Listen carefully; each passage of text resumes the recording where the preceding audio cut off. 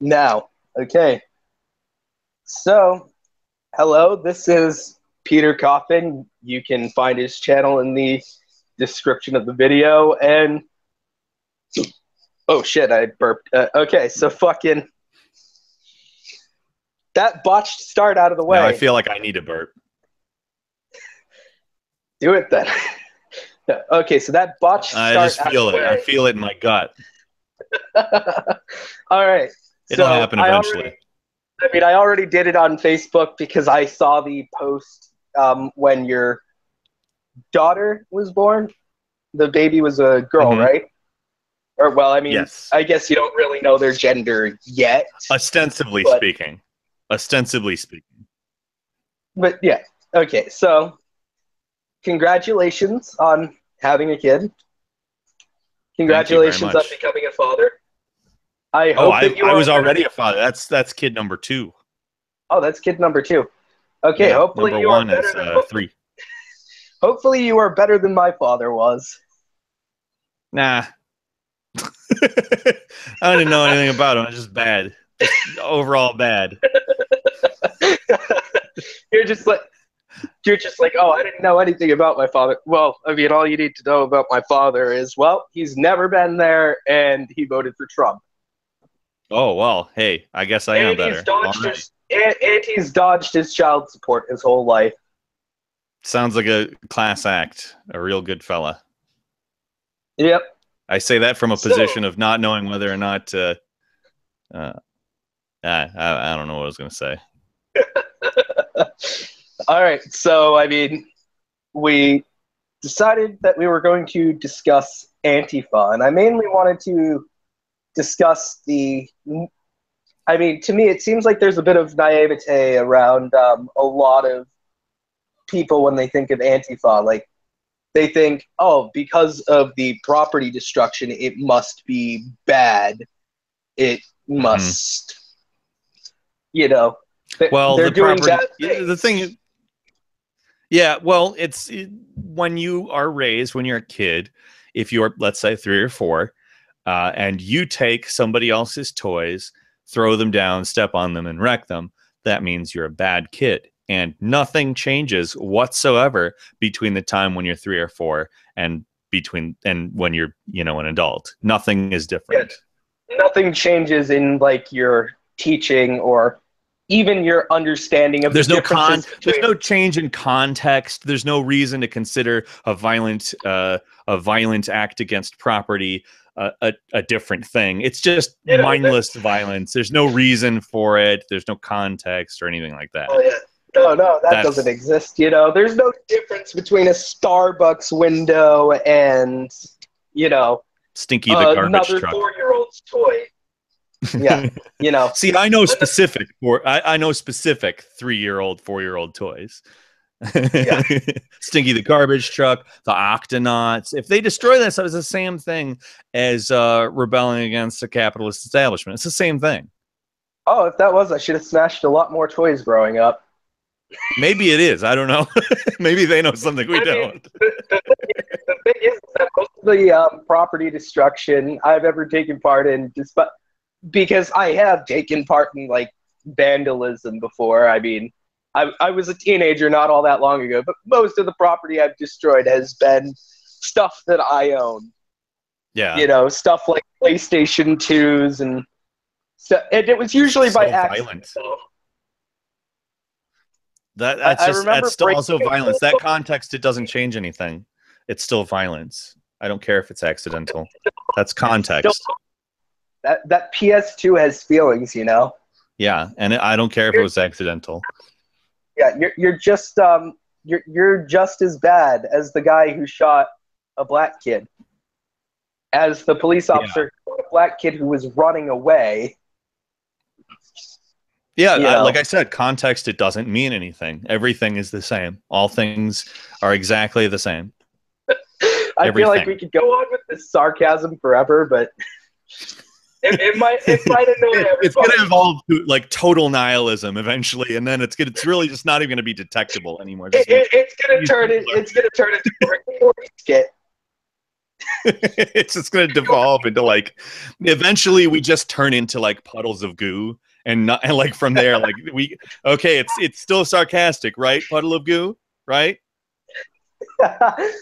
Yeah. But yeah, I mean, it's clearly not the same though when you're smashing in a Starbucks window as well, smashing a little kid's toy, which is also a relatively minor thing. You know, kids do it sometimes. You know, the thing is that it really sucks for the other kid. But other than that, there's not like some kind of moral failing you have. It's a kid who lost a step. They break a lot of their toys too, like even just like not on purpose. They break toys like crazy.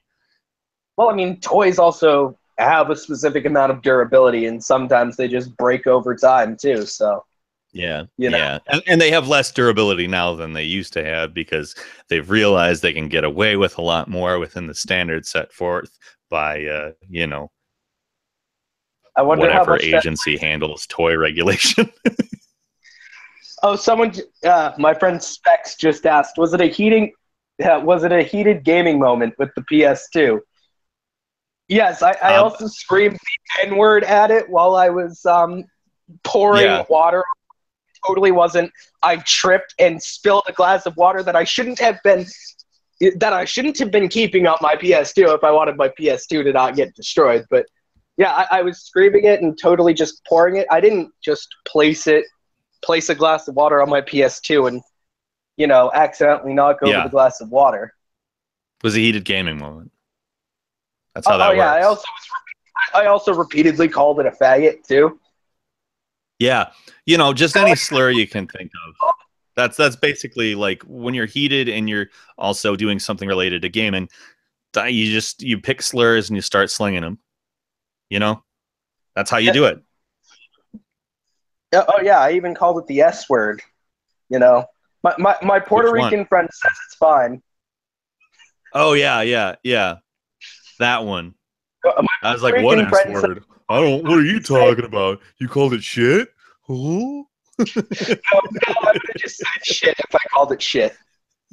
Yeah, exactly. Just like, okay, I know what you mean here. You're talking about something specific. Yeah. Oh yeah, I totally did that. Yeah, PewDiePie is completely justified in that. Yeah, I mean, context is everything, right? Remember how that was the argument? Context is everything. Context is everything. And then, like the second time around, all the people who were like in that context, that means that it's still a common thing in your vocabulary. If it just slipped out, I'll admit when I first stopped using the word, it was something that was in my vocabulary and something that slipped out. But I eventually, it stopped slipping out as it left my vocabulary.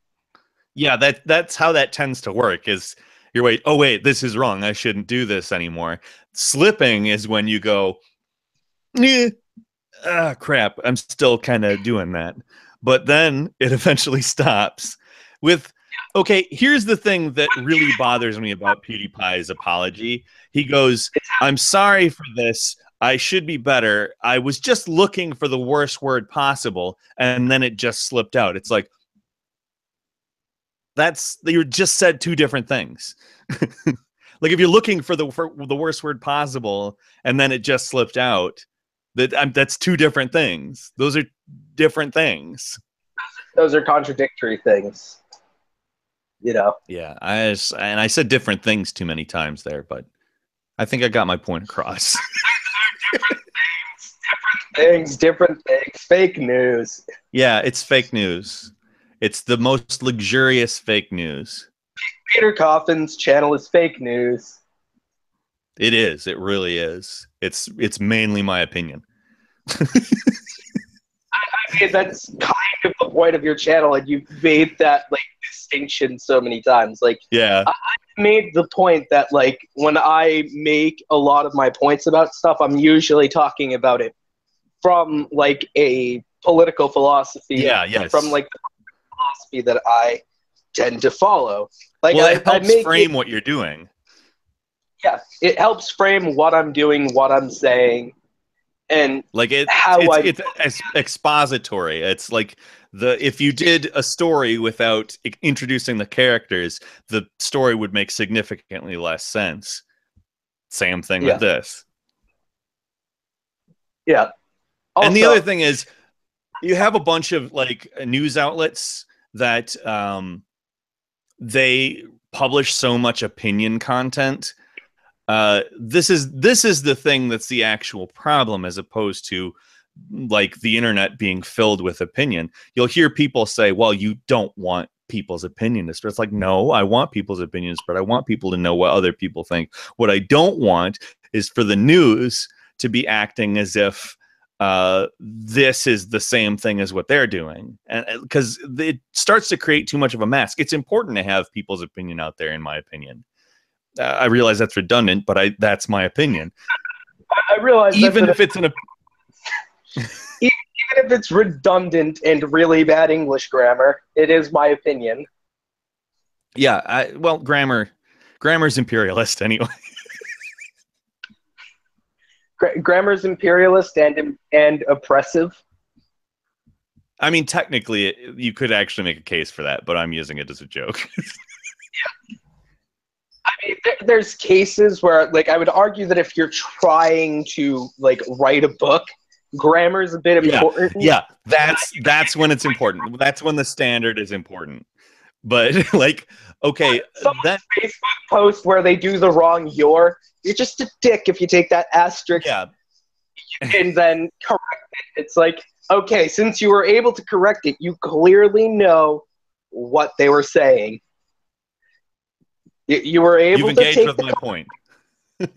you figured out what I'm saying, and if you know what I'm saying, why didn't you engage with my point? You know, if I'm actually confused by what someone said, I'm going to ask, hey, like, can you like try in a different way saying this, because I didn't quite get it when you wrote it out this way. Yeah. Like, I'm not sure what's that. Though. So but if you're able to correct, I don't know. That's the thing. Go ahead. I mean, if you're able to correct which they did, and I'm saying this because I'm dyslexic and so I fuck up. I make spelling errors. I am also dyslexic. I make these spelling errors. So, yeah.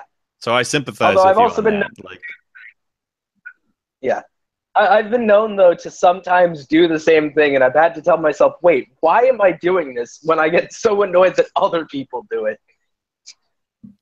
I don't know. Yeah, I mean, we're all hypocrites on some level, so it's not really. I mean, like, a lot of people like to say, yeah, I'm not being a hypocrite. You're being a hypocrite. It's like, well, welcome to a hypocritical statement. I'm not a fascist. You're a fascist. Wait, aren't we supposed to be the real fascists? I don't even know anymore. Yeah, well, you know, we destroy Starbucks windows, so.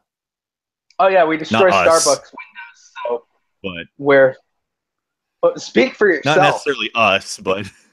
Speak for yourself. Well, I don't have any Starbucks windows near me. The Starbucks near me is in a grocery store, and it's like a kiosk.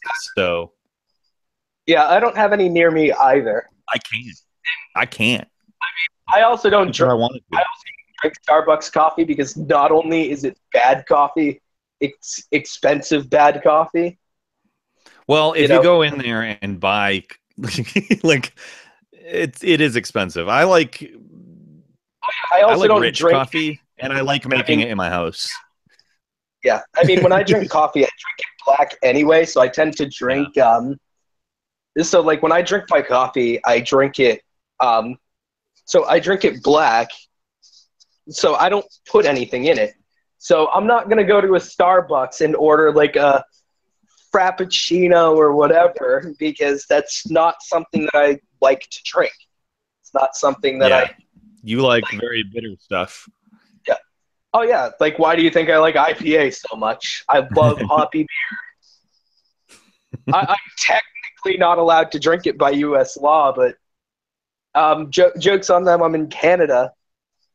If the FBI, or so I say. I'm actually in Canada. When you drink it.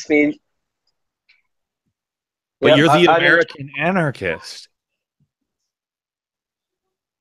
Oh, it's okay. I live in Mass. Might as well be in Canada. A Choose-Its.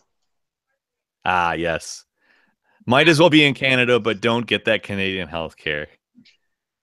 Yeah, That's the like okay, so to go back to that's Antifa, this is in my opinion a very good example of what is being rebelled against. This country is not it's not fair by any means, and people say, well, life isn't fair, it's not supposed to be fair, capitalism is supposed to somehow weed out the weak and make sure that only the strong thrive and blah blah blah and all that crap. It's social Darwinism. social and Darwinism is bullshit. I mean, and if you're when gonna you look at it, yeah social Darwinism is actually opposed to like the actual concept of Darwinian evolution, which is what helps the species survive.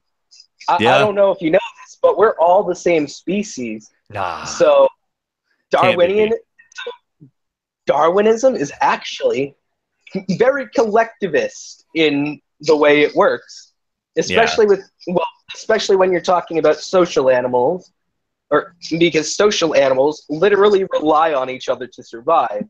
Wolves well aren't great yeah exactly predators on their own, but wolves are great predators in packs. So, they do look out for the more weaker members of their packs because that weaker member does ensure the survival of wolves. yeah there's strength in numbers. Yeah. And it's the same thing with humans, Do you think humans manage to pull themselves out of the food chain by just hunting as individuals? One guy with a spear versus a mammoth. Who do you think wins that fight? Well, Clearly it the human with depends. Is the spear guy Batman? Because Batman has other things besides a spear that he could use. Yeah, Batman always has a plan. He always has a backup plan. Yeah, he could use his little shooty thing that he basically kind of Spider-Man's around now in video games with. Yeah, his grappling hook. Yeah, that. That The right word. can go comically far to the point where it's not actually realistic, where it's not a realistic grappling hook. Yeah, like where you have to have actual. Yeah, exactly. With Spider-Man, okay, you don't have to worry about physics because it's inherently like, okay, this is impossible. But the grappling hook kind of makes a little bit of a case for itself as something that could happen because it's not fantastical in any way. It's something that exists. A grappling hook exists, but it's so obviously like fake how it's implemented in Batman, particularly in the Batman video games. But that's a point of contention that doesn't really even matter.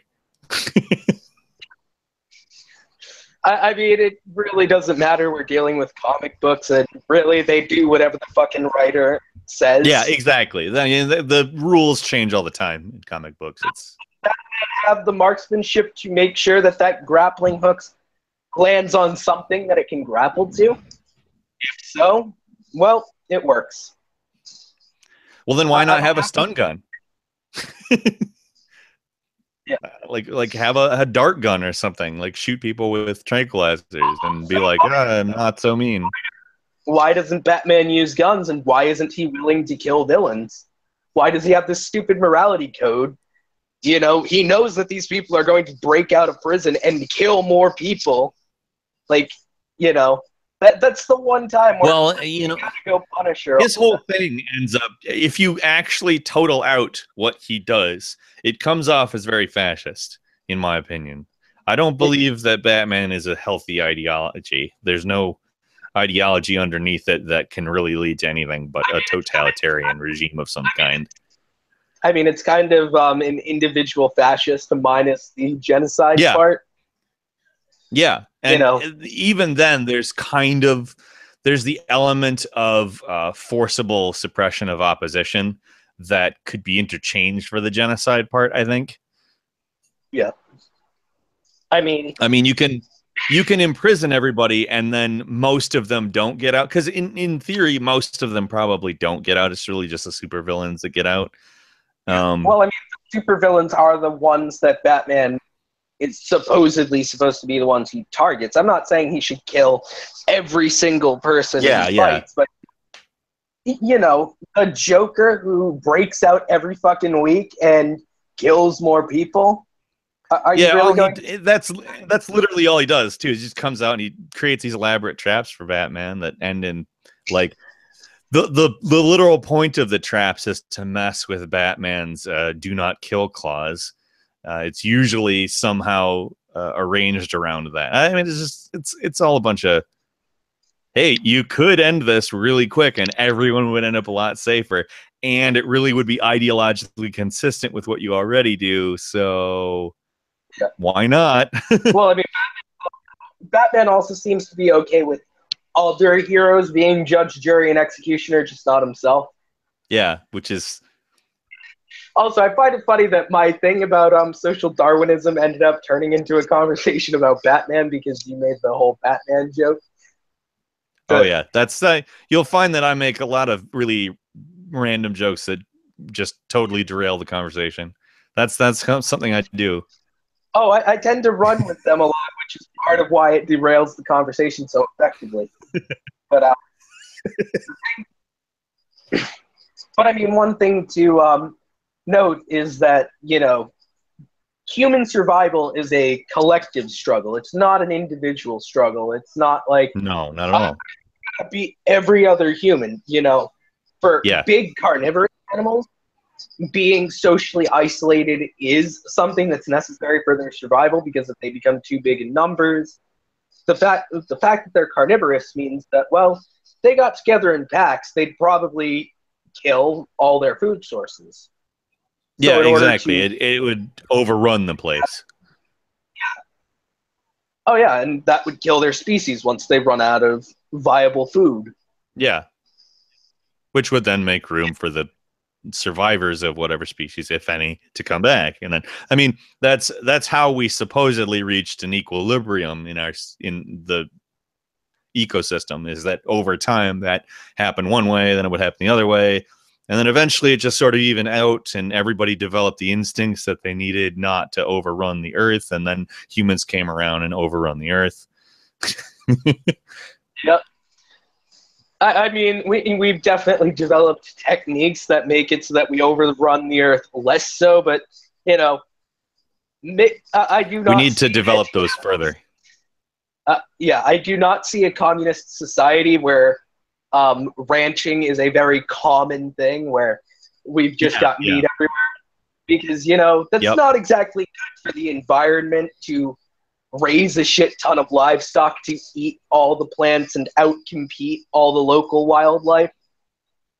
Yeah, exactly. And if you really think about it, there's also the fact that scientifically speaking, there are synthetic meats being made that are chemically the same thing as meat, taste the same thing as meat. I mean, they're far away from being mass market, but they cause cancer just like meat. Yeah, exactly. Because they're essentially you got all the meat stuff. If you really want meat, you would go towards that as opposed to the farming situation, because the farming situation isn't good for the animals. It's not good for the environment. I mean, because of the necessity of profits and growth, we encourage people to eat meat on a much higher level than we should ever. Like, it's bizarre the amount we encourage people to eat meat. If you really this giant steak and have like a few vegetables on the side. Yeah. I mean, if you look at the average American, they eat a lot more meat than they eat really anything else. Well, yeah, exactly. And that's not a... I think that the idea of balance is not really that great, except for with like a diet. Like if you eat proteins and you eat vegetables, and proteins don't necessarily mean meat either. It could mean there's a lot of plant protein. I'm just saying protein. But there's a balanced diet that does work out better for a human than... No, I'm kidding. That's made with milk anyway. But yeah. I just wanted to make that joke.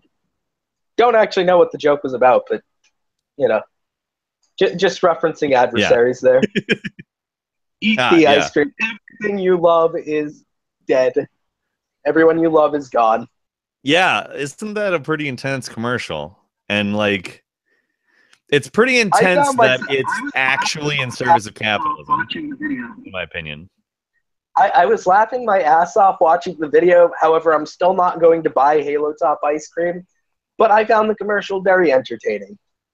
I find it entertaining as well. That's the thing that's scariest about it. I think as far as target audience, it means I'm the target demographic, essentially. Exactly. Like people like yourself and myself, where we're kind of just totally fed up with the constant call to consume, the constant need to just consume, buy, and the false positivity of all of it that's sort of layered on in every advertisement we ever consume. And yes, we consume advertisements as well. That's a totally other conversation. But we get into the fact that people like yourself and myself don't want to see that. So, all right, we need to work on how we're going to get these people to consume. Like that's always the goal. It's never not the goal. That's the problem with it. And I'm trying to remember that movie with Roddy Piper. Was it They Live? That's kind of what our society is. I don't think I've seen that. Oh, which one is that? I've never actually seen the movie, but there's so many memes based off of it. So basically, there's this like pair of sunglasses that essentially, if you put them on, you can see reality for what it is. And when you look at people, they're basically like consumerist zombies. Right. Okay. So like all the videos that Flea Market Socialist makes, basically. Have you ever seen them? You got to check them out. You got to check them out. Their channel is literally just a ton of videos of them doing that, and that's probably where I heard of that before. I've never actually seen the film though. I have seen the memes, but he's made a ton of videos of that where they put the glasses on and show everything for what it is. And yes. It says obey on it. All money says obey. Obey, consume. Yeah. And you know, think about it. Is that not what it is? It's coercion.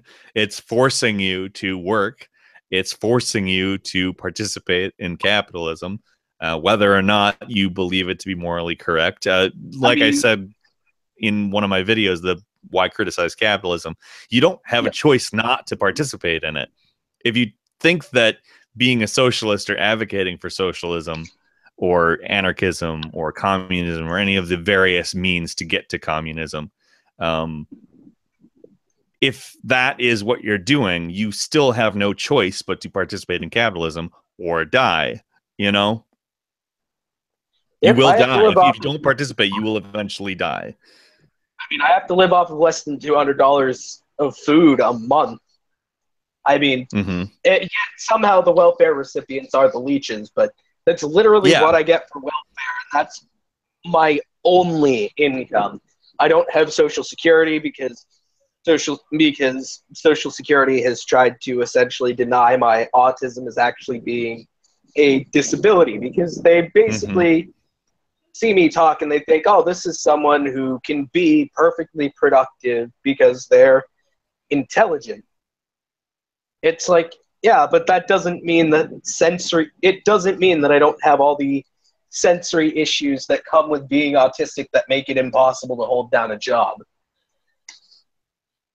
Or that make it a minimum wage job. I sympathize with that. I mean, obviously, I suck at jobs personally, but obviously it's not because of autism. But I do sympathize with how it's different to certain people. I think how we employ or how we act when employed.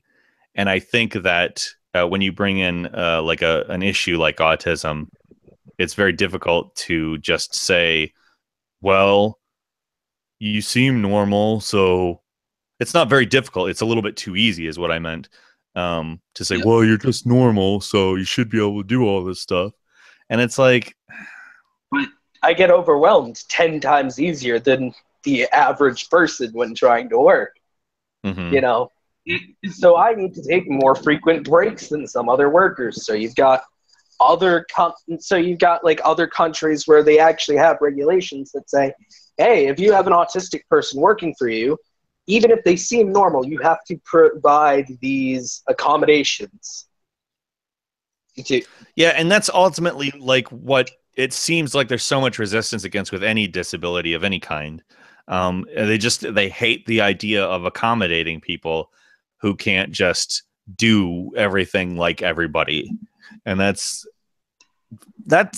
it's such a symptom of capitalism. Like you can't look at that and say, well, this is not a symptom of capitalism, because you have accommodations, whether they want to admit it or not, cost them some degree of money, even if it's a small accommodation. Yeah. Like you take a few more breaks, literally just a few more breaks. Those 15 minutes, they regard that as them losing money. And if they didn't regard it as them losing money, things might be different, but they do. Yeah. It's time where they have one less worker, but, you know, it's going to survive, even if you're making a little bit less money in that time. Like, you know, they can't handle that idea. That's the thing that bothers me. It's like, of course it would survive. It would also work more efficiently if you actually even if you just gave the general population more breaks, because even the general population is overworked. You gave them more breaks, yeah, or just be more effective when they're working. And or just totally abolished the government and capital and switched it to a horizontal collective. Or we could do that. Because that efficiency is held in a very high regard, along with people's sanity and people's time and people's ability to work. Like, hey, if you can't work right now, come here over to the side, take a quick break, and, you know, you can come back when you don't feel overwhelmed anymore. Yeah. When you feel you can do it. Like, well, you know. And that is what we would call humane. Except for that leads us to the conclusion. Like, if this is the reason why so many people don't like to talk about it in that framing, they like to say, like, okay, don't call it inhumane. It's just like they're not tolerant or they're not whatever. It's inhumane. And the reason they don't want to say it's inhumane is because that leads you to the conclusion that capitalism is inhumane. And it is. Like, that's the thing with so many neoliberal or just liberal, like with all of these types of things, if you talk to them about the issues, like they care, a lot of them care about them. A lot of people actually, it matters to them, but they don't want to accept that there's an issue with how money affects everything, or class affects everything, including identity. It's not like, to me, I don't view class and identity as a binary that you either or. Oh, yeah, you have to actually create a class in order to marginalize someone's identity, such as white people or lesser. You know, you're creating an underclass. Exactly. You have to.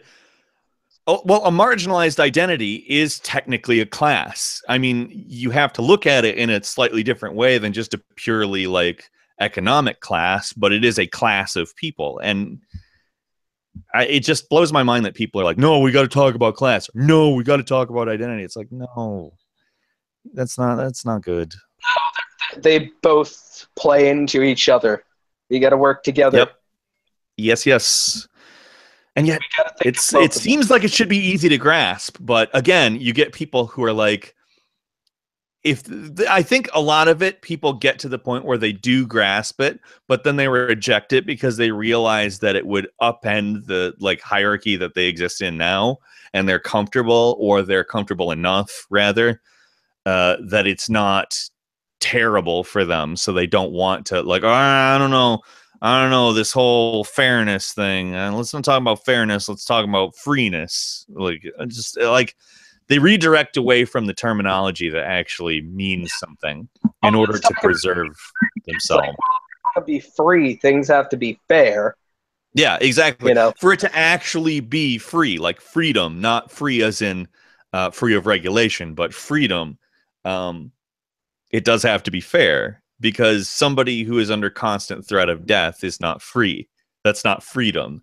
I And mean, that's exactly I mean, when you have that attitude, there's always someone who's paying the price for it. Like, if you're taking away exactly restrictions on like food, well, do you know who's paying the price? People who eat that food and who can't afford better quality tested food.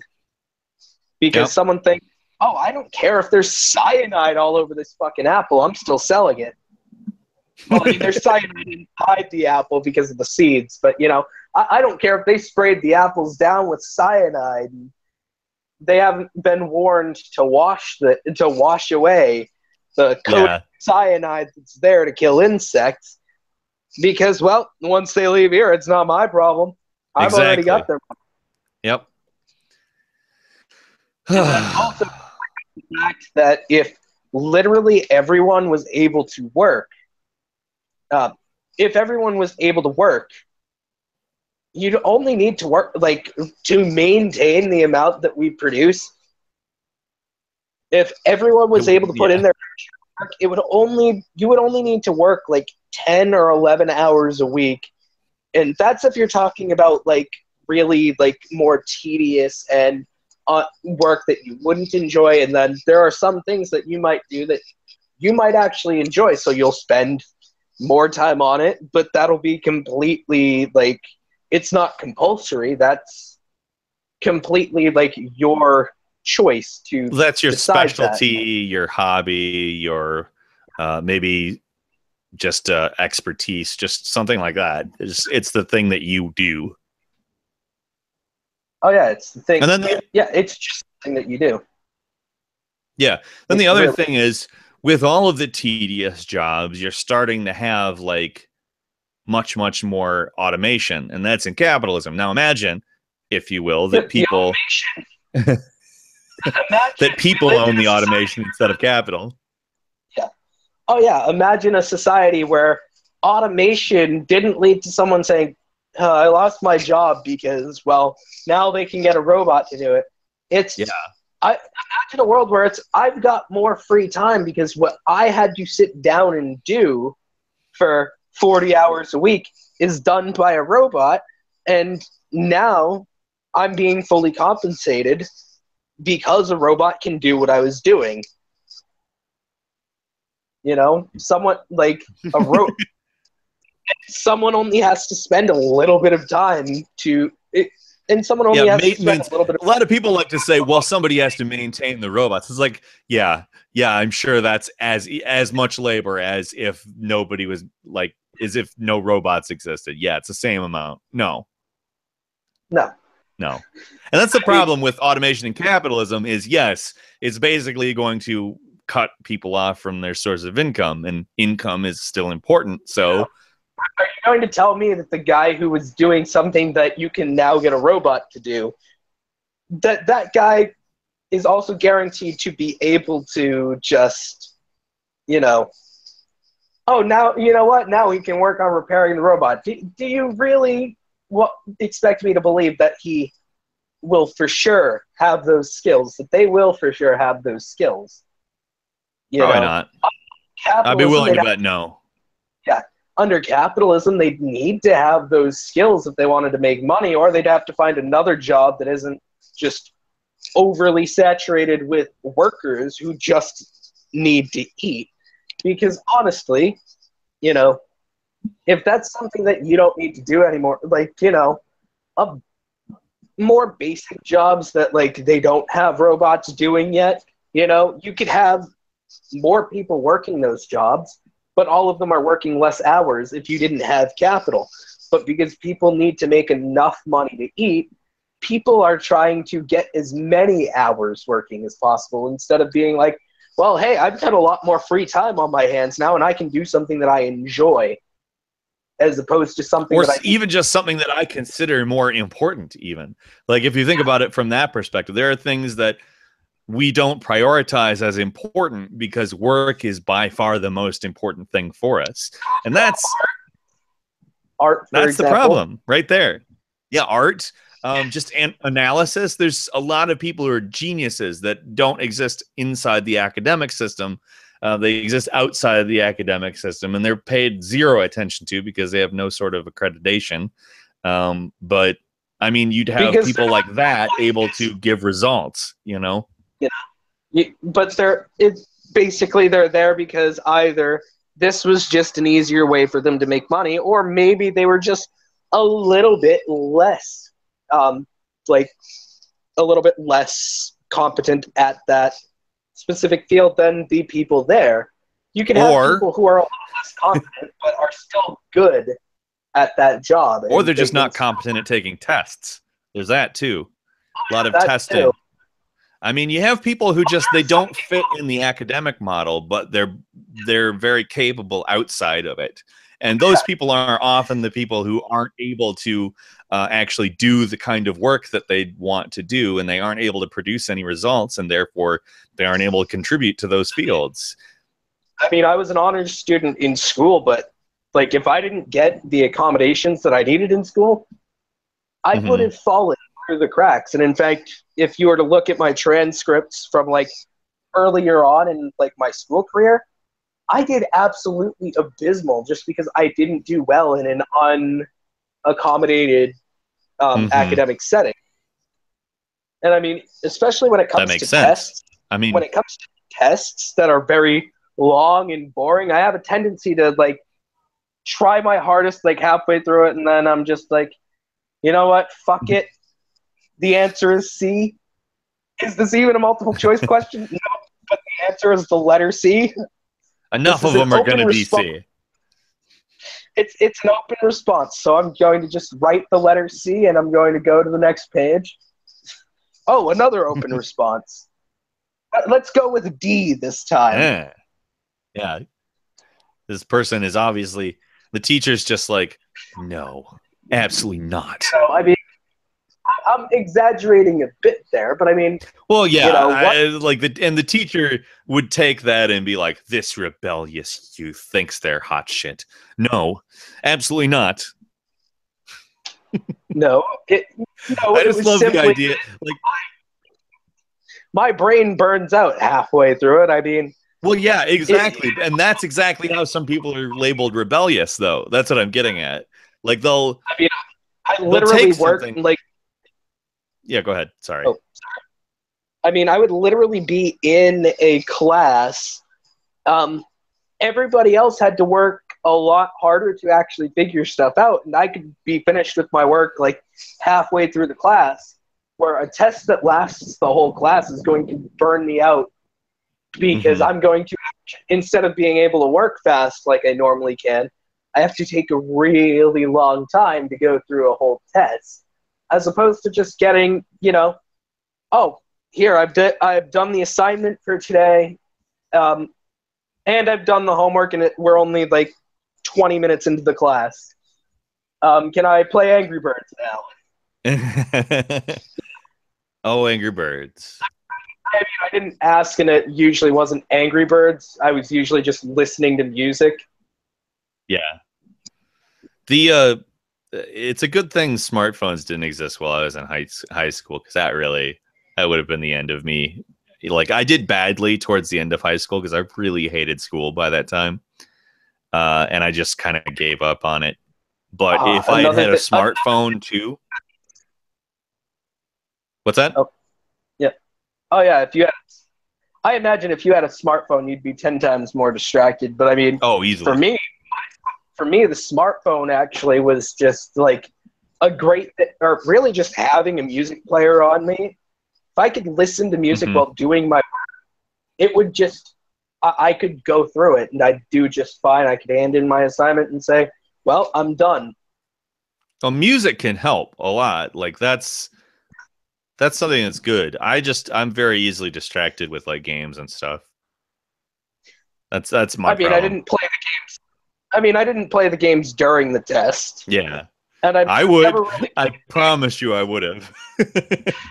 I mean, I don't really play all that many games on my phone, although, I mean, there's a few that I play. I have a couple of emulators on my phone, but I tend to just kind of play games on a console as opposed to playing them on this little touch screen that can annoy the fuck out of me.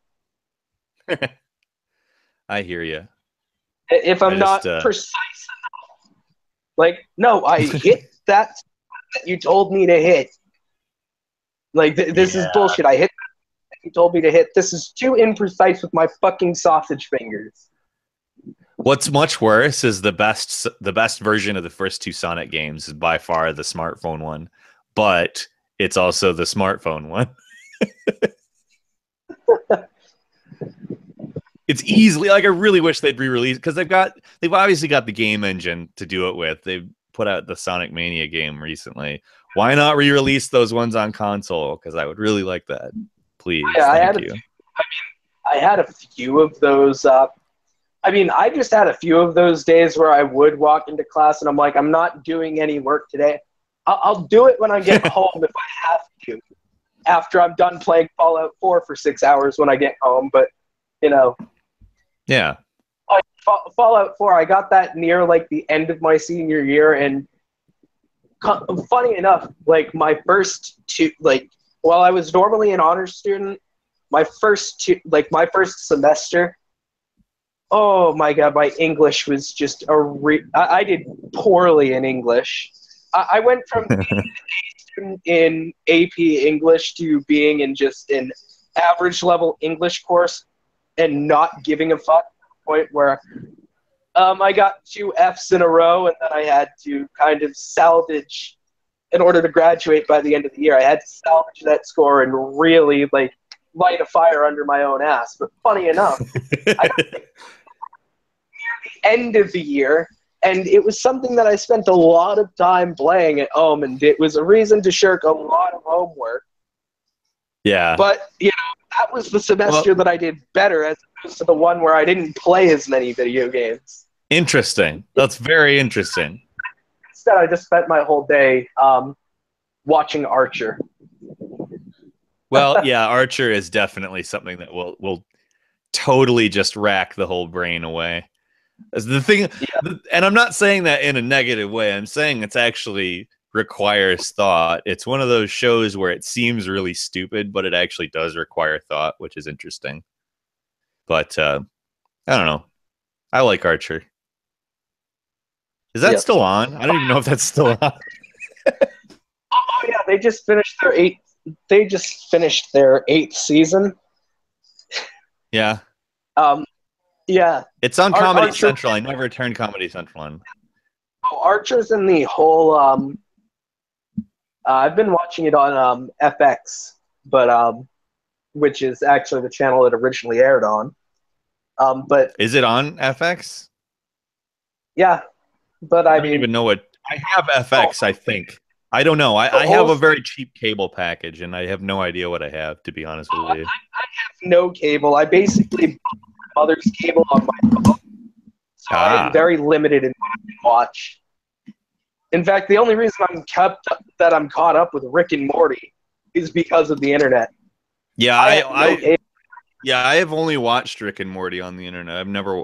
Well, I take that back. When we were in the hospital with both of our kids were born a month early. Both of them, they were both born at 35 weeks. And yeah, we're not having any more, so it doesn't matter. But the first time we were in Utah, and the hospital was far away from our house and not in a manner that we could easily go in every single day. The city is so much more stressful than Michigan, including Michigan cities. But going in, we would go in. We stayed at the hospital for like several weeks, and that was where I first saw Rick and Morty. It was 3 years ago when it was first airing. I thought it was a pretty funny show. I didn't really catch on to the nihilism part because I was a little bit distracted. But I was really happy that this season they kind of addressed the nihilism aspect of it. They've been, I don't know, I like that show quite a bit. There's still some issues with the show where Oh yeah, Justin Roiland there's plays definitely centrist. yeah, there's definitely issues with the show, but it's one that I think. Theorist. What's that? Justin Roiland, the horseshoe theorist. He loves to. Yeah, well, him and H3 Productions are pretty tight. So, I mean, the centrism is strong. Yeah, But I mean, I mean, I don't know. Like, here's the thing. Go ahead. Sorry. There was that one episode where Rick basically had said, "Oh, cute, your sister's boss gave me a microscope that would have made me retarded." And because Morty took issue with that word, he's like, "Oh, you're irrational. That word isn't like actually like doesn't actually have an ableist context." And I'm not disparaging the differently abled. I'm just saying that this would have made me retarded. But there are other Yeah, ways. and then he immediately used it as a slur again, right? I don't remember how, but he literally immediately right after that used it as a slur. And then basically, Morty is like, "Well, I don't know, Rick. It's become a bit of a symbolic word for people who think that they're doing the right thing." And I think that was more like a thing towards like, it's become a symbolic issue for like the fact that a lot of groups think that they're doing the right thing when they kill people who they call retarded. And basically, Yeah. Rick responds with, "That's retarded." Yeah, that's it. Yeah. And here's the thing. Like, I think they want a kind of dichotomy where they look at Rick like, okay, Rick's the bad person, so you're not supposed to agree with him. But I mean, we kind of know what what the result of that is with Eric Cartman, do we not? Yeah. Oh yeah, you just get a completely bigoted character. Yeah, and you get people who end up like if you search on Reddit, for instance, Sean did that recently. Sean of Sean and Jen searched for "I identify with Rick" and found like 2,300 people who had written that, and it was like the worst. It was terrible. Yeah. But like, okay, I don't identify. I love this show. I think it's a really funny show, and I think that they're in their heads kind of stuck in the centrism as opposed to just vehement centrist. Do you know what I mean? Yeah. I mean, I feel like they're the kind of people. No, it's definitely not as bad. South Park is just, they are vehemently like extremely centrist. They're like proudly centrist. They're also very like try hard when it comes to being offensive. Like they just want to be as offensive as possible. Yeah, they want to offend everybody equally. Yeah. But like Rick and Morty, you watch that show and they do things like they'll just outright have they had Rick and Summer like get really strong so they could beat up a Nazi, beat up a child molester, and beat up a somebody who was abusing a dog. Yeah. And like that's not centrism, you know what I mean? So like in my head, also to the background music of X-Gon Give It To You. Yeah, that was what made it the best. That was, I think, what made it funny for me. Like, it was validating for me to watch it outside. Like, if you look at the GIF, I'm like, I'm validated. That's so good. But if you put the music in, it's like, that's hilarious. You know what I mean? But yeah, that was after they had beaten up the devil. Yeah, exactly. Right after they beat up the devil. Yes, they beat up the devil, a Nazi. Having ice cream, and then they just see these people and they go on this montage just beating up horrible people, like people that are irredeemable. And that's the thing. That's the thing that makes me think I feel like they might exist within centrism and have the tendencies of centrists. But if you take stuff like that and think about it, it's like they're thinking of these things. You know what I mean? These are things they think of. And that's like, it's one of those things where you wish you could talk to the people, because I feel like in part of it is an effort to remain just a comedy show, and part of it is an effort to retain normality in their own heads, because balance, like I said, is good for a diet, but it's not good for like the universe. You don't get to talk about the universe as if balance is the ultimate goal. It's not. It doesn't work that way. And that's to get back to what we were. Go ahead. Sorry. Entropy in itself is proof that like the imbalance isn't the goal. Yeah, exactly. And to get back to the topic that we started at, Antifa or however you say it, I say it wrong almost every single time, and it's not because I'm being malicious. Yeah. We gotta no, but yeah, to get back to get back to that, that's the problem with centrism. That is it right there. You have things as equal that aren't equal. Exactly. I mean, you have people who will, and it's so evident in like the articles that the Washington Post did, for instance, when they brought up how Newsweek said, was it Newsweek or was it Washington Post that said that Nazis and anti-fascists were the moral, it was the Washington Post thinking about it. Washington Post. Yeah.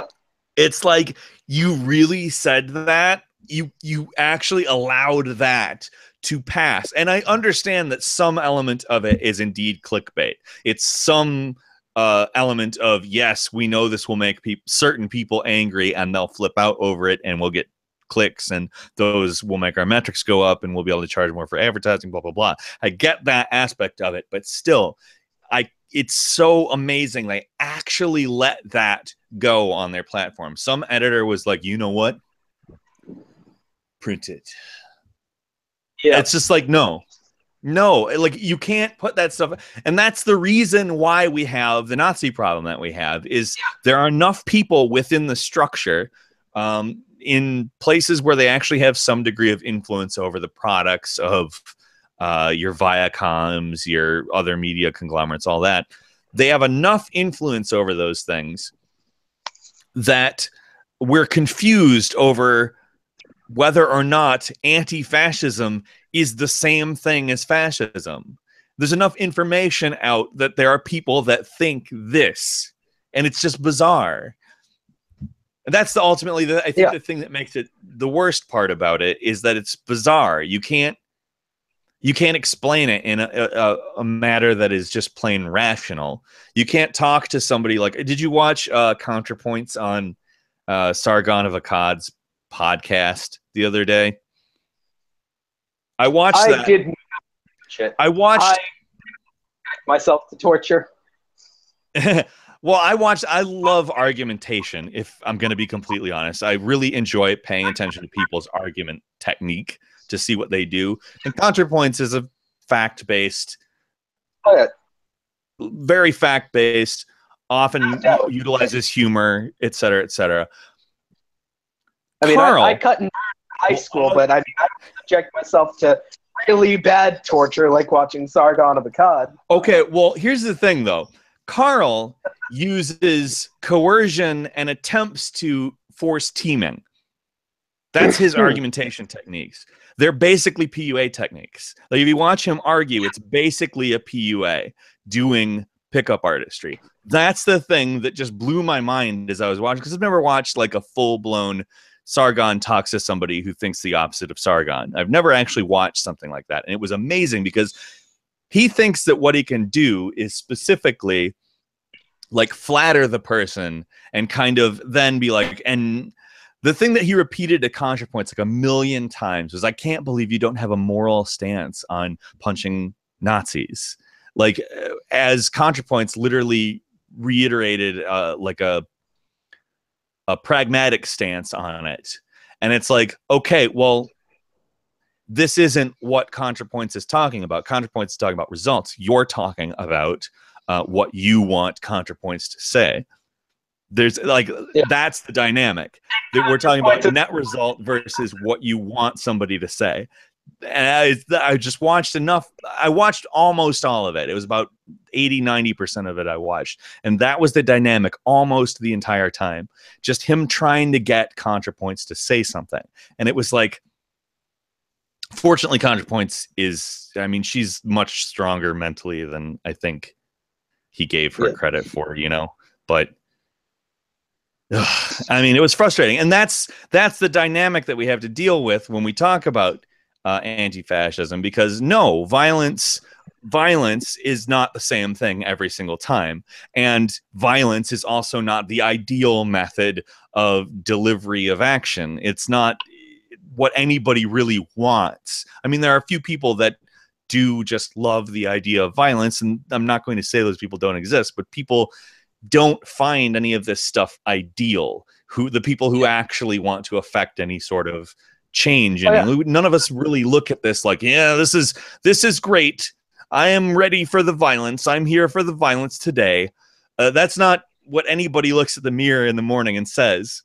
Whether they're an actual anti-fascist or somebody like myself who's just like, retaliatory violence is different than aggressive violence, and you have to acknowledge this. Just repeatedly. The thing too is that anti-fascists manage to get results when nobody else is even trying. Well, yeah, that's the other thing, is that this is action that fascists understand. They understand what it's like to get punched in the face. That's something that they can't take in any uncertain terms. They can't manipulate the meaning of, at least in their own little bubble. You know what it means to get punched in the face, you know? Yeah. Oh, they have to twist it and say, oh, well, they either have to pretend that they're not fascists and flip it and say, see, look at these fascists. These fascists punched me in the face. These fascists they're dressed in outfits, masks, and they're dressed in all black. All black, every one of them, dressed in all black with bandanas on their mouths. It's just, it's like, it's people who have to deal with the fact that this has now gotten way out of it. Like, do you think, like, okay, 5-10 years ago, was anti-fascism really a thing? No. I mean, we had protests that might have gotten a little bit out of hand. We've had like nothing like what we're dealing with now, where there is a visible like anti-fascism force. Well, I mean, it wasn't visible, but I mean, it exists. It's always existed on some level, but just not as it is right now. Right now, it is very visibly. Lots of people are resisting it. The thing is it becomes a big thing when fascists start to get power. Yeah, it is a thing that exists. That's where it comes from.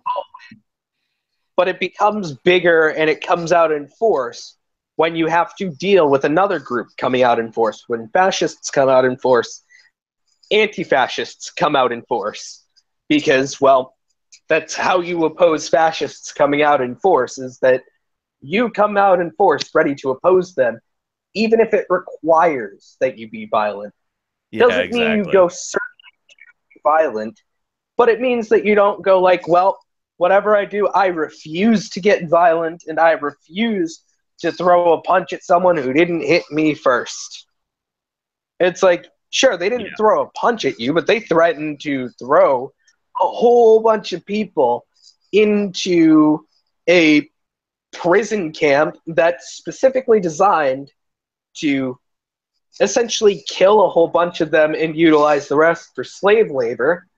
You know, the way that the concentration camps were used in World War II Germany. You know, that when you're dealing with that being the end goal, if you have to be violent to stop that, do you really want to tell me that you're not willing to be violent to stop that? That's being violent to stop that is wrong. Do the ends justify the means? Well, I mean, you can then just bring up the American Revolution. Like, these people all, in theory, agree with the American Revolution. So what's the problem here? Because that's, I mean, you know what I mean? For their independence, you know? Yeah. I mean, am I saying that the American Revolution was free of problems? No, it absolutely wasn't, because it was basically small imperialism wanting to beat big imperialism, which is, I mean, still bad. But the point is, we can't just sit here and say that for no reason whatsoever do these violent things happen. I mean, they killed somebody and they shot somebody earlier in the year at that Milo thing. That couple showed up with a gun with the intention of causing problems at the protest, and they had a gun and they ended up shooting a protester. Shocking, I know. But like a lot of people don't like to talk about that. They don't bring that up because they don't want to look at these things. That's the reason why groups like Redneck Revolt exist, is because fascists carry guns. So sometimes anti-fascists, to defend themselves from fascists when police won't do it, because, which, well, by the way, police, they didn't. Police, if you serve the status quo and protect the fascists, but they don't protect the anti-fascists because, well, the fascists ultimately aren't going to tear down the police system. They aren't going to tear down the systems of oppression that they serve. So, the police won't, the other people who are armed at those protests won't defend you from fascists who are armed and who start shooting. Even when the fascists start shooting, police are going to be like, oh, well, the anti-fascists probably started it. So, well, I mean, look at that one. Look at the guy who shot the gun at the. There was a couple of protesters over. It was down at the bottom of a stairwell, and a guy with a bandana had a gun. He literally shot at some protesters. I mean, he missed them, but nothing happened at all. The only reason any pursuit is being made on even who this person is because people on social media have taken the video of it and attempted to ID him and basically force some accountability on him. Other than that, nothing would have happened if it hadn't been videotaped or videoed, whatever we're calling it now, because we don't use tape. That was a bad mistake by an old person. Yeah, recorded. That works. Is always going to be relevant, whether you're just writing down events that happened or you're actually taking a video clip of it. Record will always be applicable in this situation, so we'll just call it recording. Yeah. So, I mean, when you take it on that level, one of the things that we need a lot more of is people recording. Like, because we don't have any means of holding these authorities accountable in any way, shape, or form. And that's the whole reason why that's another reason why there is an anti-fascism, why there is anti-fascist action. It's because there's no method of accountability for people who are saying, well, we're not fascists and we're for the law and blah, blah, blah. And like all of these authority figures can ostensibly side with fascists and paint the situation as if they aren't siding with fascists. There's no accountability. And without these groups ensuring there's accountability, not just with retaliatory violence, but with recording of various events and recounting these things, describing them as they actually are. That's also part of why doxing fascists has become a thing, is because a lot of them haven't been held accountable. So, Well, yeah, absolutely. And you have, like, you'll see people say it's bad to dox anybody. That's not what you do. And it's like, okay, I used to be of that opinion. I used to think that as well. I have had my personal information leaked out, and I've moved several times literally because of this. And I used to think that it was really, really bad. But the thing is I never actually really did anything like awful. I've never actually like advocated for genocide or anything like that. I've never actually spent my time like harassing people and doing stuff like that. I think that when you do this with somebody who I think has done those types of things, they advocate for genocide, they were at a protest where somebody got killed or something like that. These people, like, workplaces should know about it. You know what I mean? Like, this kind of thing, it's not something that a community should not know about. If I found out that next door I had somebody that was at the Charlottesville thing and on the side of the Nazis, I would literally be like, wow, we're moving, or wow, we're going to do something to really make this person's life bad. Because I would probably start leaving like turds on their doorstep or something. I don't know. Like not necessarily something violent, but just I would be an annoyance to that person because I don't want that person near me. Just leave a flaming bag of dog shit on their porch. That always works. Yeah, I think that would probably be my at least approach. I'm not saying it wouldn't evolve and I wouldn't come up with something more creative than that, but like I would not, if somebody like that lived in my neighborhood who was at the Charlottesville thing and explicitly for the Nazis, I'd be like, wow, that's a big no. Your life is going to suck from now on. Or I'd try to move because I have a family and I don't want them affected by this person either. I don't know. I like that. That's not conducive to a community that you feel safe in. Even if you're not one of the groups that is targeted by those people are violent. They are like, this is the thing that ultimately needs to be said, is that those people are violent. The thing that they believe, that they hold as an important ideal in their own lives, in their own hearts, is violence. Like, if you don't actually participate in the violence, but you're basically saying, yeah, violence against women or violence against minorities of any kind, racial,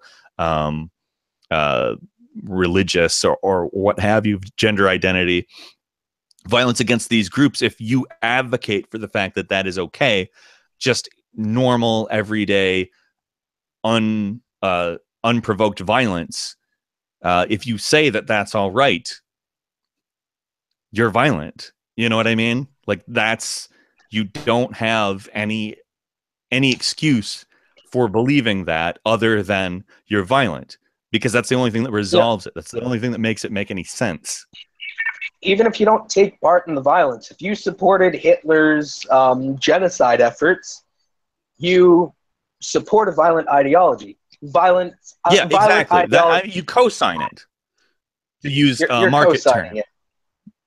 You know, just because you're a business person and you didn't decide to take an assault rifle and shoot your striking workers, if you pay someone else to do it, you are taking part in the violence. That's exactly. You are saying this is completely justified. You are taking part in it. Especially if you publicly say it. If you're just saying it behind, I mean, you're obviously partaking in it, just saying it behind closed doors. But if you publicly say, hey, this is fine, I think that this is what should happen, you're making it, you're doing you're like getting way more aggressive with it. You're endorsing it, you're encouraging it, you're galvanizing, you're empowering, that type of stuff. And people, they try to act as if these words don't mean anything, but they do. Like, do you think that if Hillary Clinton had they're like, oh, they're just words. And this is not me. Just words, but you know. Yeah, exactly. And like I was about to say, I'm not saying that Hillary Clinton is good, and I'm not saying that I want her as president or that I really think that she would have helped us in any way, because that wouldn't be the case. But it would have been a totally different thing with all of these groups. None of them would feel galvanized in the same way. None of them would feel empowered. And that's not to say that Trump being elected hasn't, in a lot of ways, awakened the left. And I don't like arguing against that point, because people make that point, and it did definitely happen. It's not necessarily the way I would have liked the left to have awakened, because hell is not always the best motivator, in my opinion. But well, I mean, the thing is too is that really the left, even if they wouldn't have been working as strong as they are now, they still would have been working even if Hillary was in office. They still when I planned very important documentaries, I had a plan for very important documentaries that was basically, I even predicted that Trump would win, and I just thought that there's no way I could possibly be right. I'm not a person who understands this stuff on a level that my prediction should be right. So on some level, there was, you know how people believe that they might be a bullshit artist? I don't remember the name of the fallacy, but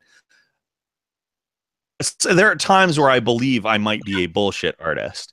And that was one of those times. I kind of planned a a very important documentary's path that accommodated Hillary Clinton winning. It was going to be about sort of, okay, we averted fascism, but neoliberalism is the reason we had to deal with fascism. So think about the problem we're dealing with here. And in some contexts, that's still what I'm doing, but I'm doing it with a much more hard edge on the fascist end of it. But still, that was the plan that I had. And I don't think that a lot of people would have gotten, like, the campaign that Bernie Sanders did, whether or not you consider him left enough or not. I say a lot of stuff he's very much not left enough, but he is at least a decent person. And he almost single-handedly awoken the left. That's basically what happened. And then, unfortunately, we had to deal with accelerationism at the same time. Not intentional accelerationism, but everything accelerated. I mean, we had a path, I think, to actually overcoming the sort of neoliberal issue. We had a path there that we could have taken that would have been significantly less bad for, like, people of marginalized identities and all of that. And that was why I told people to vote for Hillary Clinton. I was like, you should vote for Hillary Clinton. I don't like her. I know you don't like her, but this is what's going to happen. And then all this crap happened. And I'm like, well, I need to stop thinking I'm a bullshit artist. Yeah. Oh, I mean, it was the same thing here. I thought, I knew from the beginning, the first Republican debate, I knew, as soon as I saw Donald Trump, I just knew he is going to get to the end. Yeah, that's the exact same thing. I have a tweet where I was like, Hillary, he's going to win. Yes, and I said that as well. I think we all kind of said that.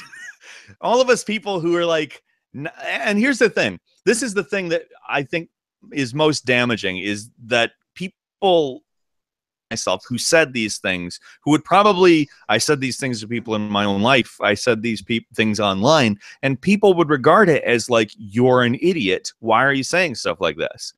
It's like, I don't want this to happen. This is what I'm worried about is going to happen.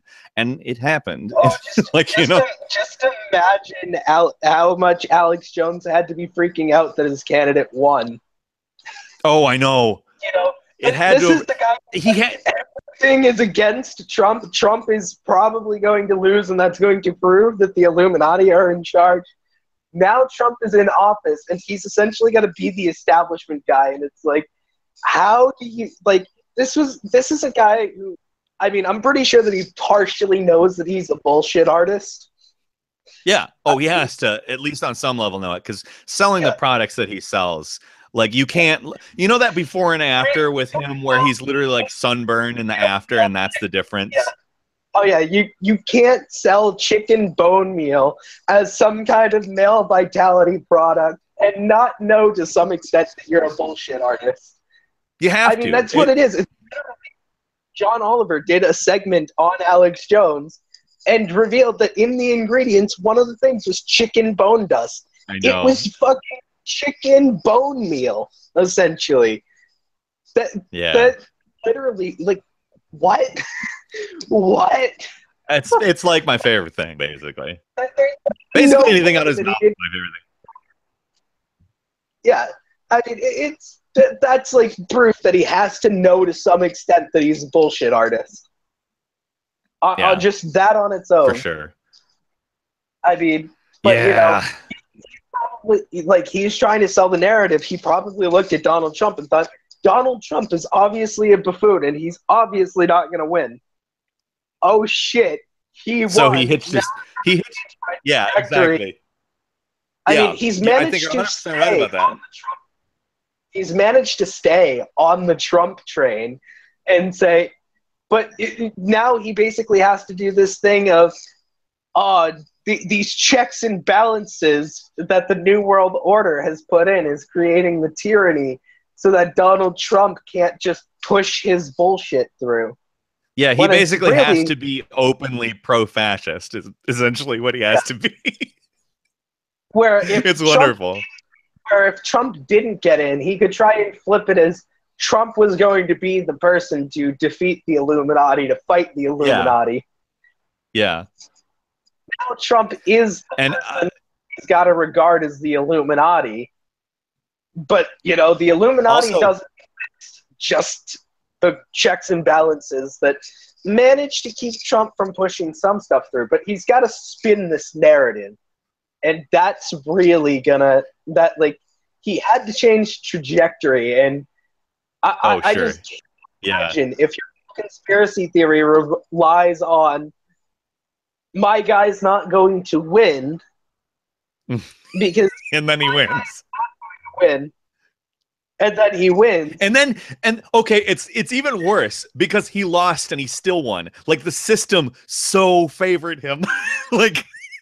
And like it's not even just that he won. The electoral system is so unfair. He lost, but he still won. And you have to spin a narrative that actually the votes that Hillary got that were more than what Trump got were from illegal immigrants.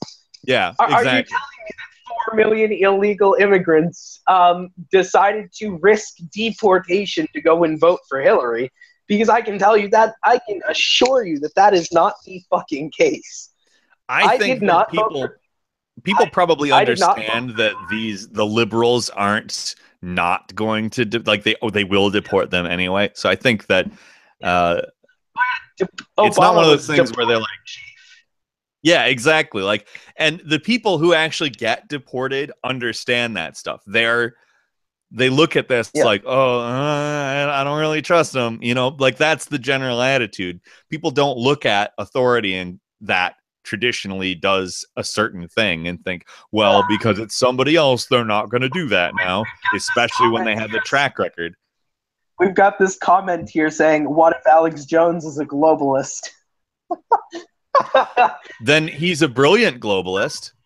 He's the best globalist because he's directed so many people down like a rabbit hole that manages to say, wow, all the dumbest, worst people they're going to say that globalism is bad, so people will be on the globalist side. Yeah, like if that's and then we've got the whole Cenk Uygur, who's essentially like the Alex Jones of liberals. Where Cenk seems like a nice person. Yeah. He seems like a nice person to me, but he might be, but you know, anything that isn't liberal and on the left is apparently somehow a right-wing conspiracy. It's like, no, Antifa is not a right-wing conspiracy. I am not taking money from Dinesh D'Souza. Yeah, Dinesh. I am doing this. He is. Oh. And the liberals aren't doing shit about this. Yeah. His book, Dinesh's book, I don't remember the name of it right now, but it's about like how evil the left is, the Nazi left or some crap like that. Okay, I can't remember right now. The only reason the right-wingers can make money off of writing books is literally because of right-wing think tanks. You know, for sure, yes. Nobody buys a Rush Limbaugh book for themselves unless they're like a really crazy like Limbaugh fan, or they're a right-wing think tank and they're giving them out to people for free. Exactly. And then if you've got the right, and then if you've got the like, the thing is that like, oh, if you've got someone who's a Rush Limbaugh fan, they're going to buy more than one copy to give it to like either their liberal family or to conservative family who even think that Rush Limbaugh is a little bit out there. And they're going to be like, no, you got to read this. Look at what Limbaugh has to say. And, you know. And none of it is good. You know, it's probably going to end up as kindling in the fireplace, but that's still money that's going towards a published book. Yeah. Yep. Rush Limbaugh. That is how they make money. They don't make money because people are like, oh, well, I've got to go out and get a copy for myself. Well, it's a similar business model to the Bible. Yeah. Oh, yeah. You know, who's the biggest buyer of Bibles? The church and hotels. Yep. And actually, the whole hotel thing, that's not even an exaggeration. People actually, like, the thing about hotels They actually have a Bible in every room.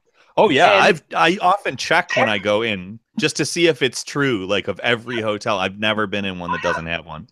well, it's actually because a religious organization of traveling businessmen basically pushed for this Hmm. initiative of like, we will buy books for the hotels as long as every room has a Bible in it, and we will take every Bible that is stolen from a hotel room as a success story, as like a conversion story. And I may have taken a couple Bibles once in a while because I gotta read something while I'm taking a shit.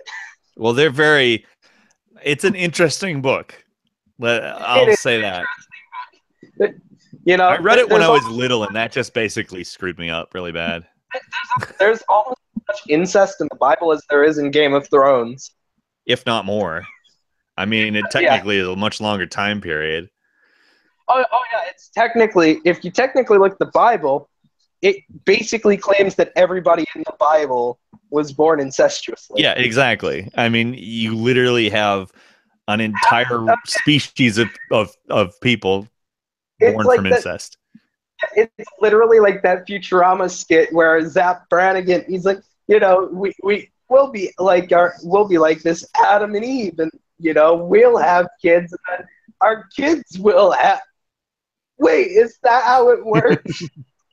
That is a really dumb book. He's like, that is a really gross story. I like You know, Futurama. I like a lot of That's a their. good show. It's the only show that I've watched over like more than twice. Yeah. I have watched Futurama 4 times at least Oh, now. Like the whole series over 4 times at least. And then it's there a are a good couple one. of I episodes. enjoy that one. But yeah, it's like, you know, Uh-huh. it but yeah, who's the biggest buyer of Bibles? Hotels and the church, which actually the church buy the Bibles for the hotels. And they actually view a stolen Bible as a success story, which I mean, I guess for conversion purpose, if you're not really thinking of it as like I'm selling it, like like a hotel is not going to shake you down because they're like, what? There's a Bible missing from our room. No, they're going to call and say, hey, well, someone took a Bible. Can you restock us? Yeah. Well, it's because they can I mean, probably get it without actually trying. They just call somebody yeah, like, "Hey, we're missing X number of Bibles." Okay, let me get you those Bibles. yeah. And the people who have to replace those like it when they have to replace them. Yeah, exactly. And that's the Rush Limbaugh book business model. Like, you got you. It's really just the right wing book business model. Does Yeah, anyone there buy we go. Rush Limbaugh books? That's it. Anybody buy Dinesh D'Souza books? Nobody. Nobody buys them. People buy Bernie It, Sanders books. I don't know if you people noticed buy that that Hillary. was a very popular book. Both of them now. Oh, people bought Hillary Clinton's book too, the one that she Some, did. yeah, some of them. I'm not going to buy either of their books because honestly, I don't like either of them. I didn't even vote for Hillary because I knew that in my state, Hillary was going to win. Well, I didn't. see, that's different though. That's different though. That's when it's not a That is, battleground state. Who cares? Like, do the right thing. You know?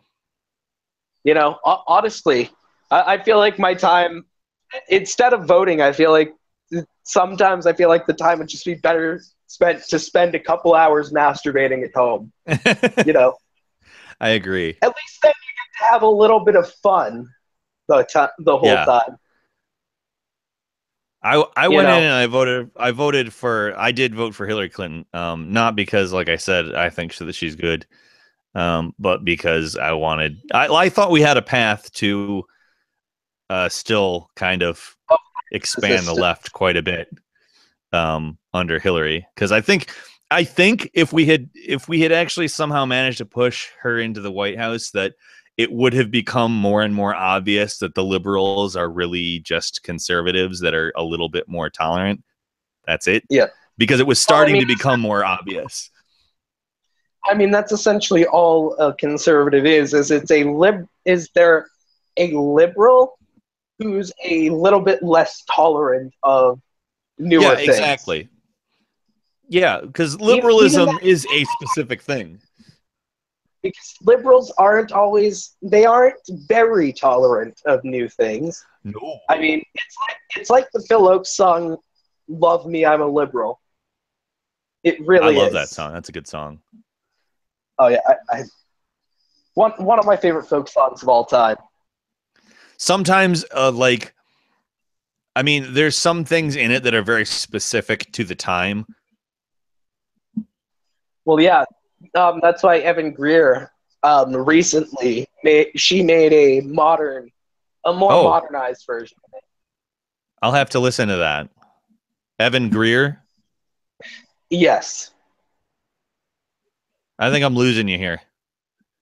Oh, you might be. I've also got like my throat is really backed up with like phlegm and stuff, so you might see that I'm like muting myself because I'm really spending that time like Oh, okay, okay. clearing my throat vigorously. I gotcha. I'm starting to I've get been a bit parched.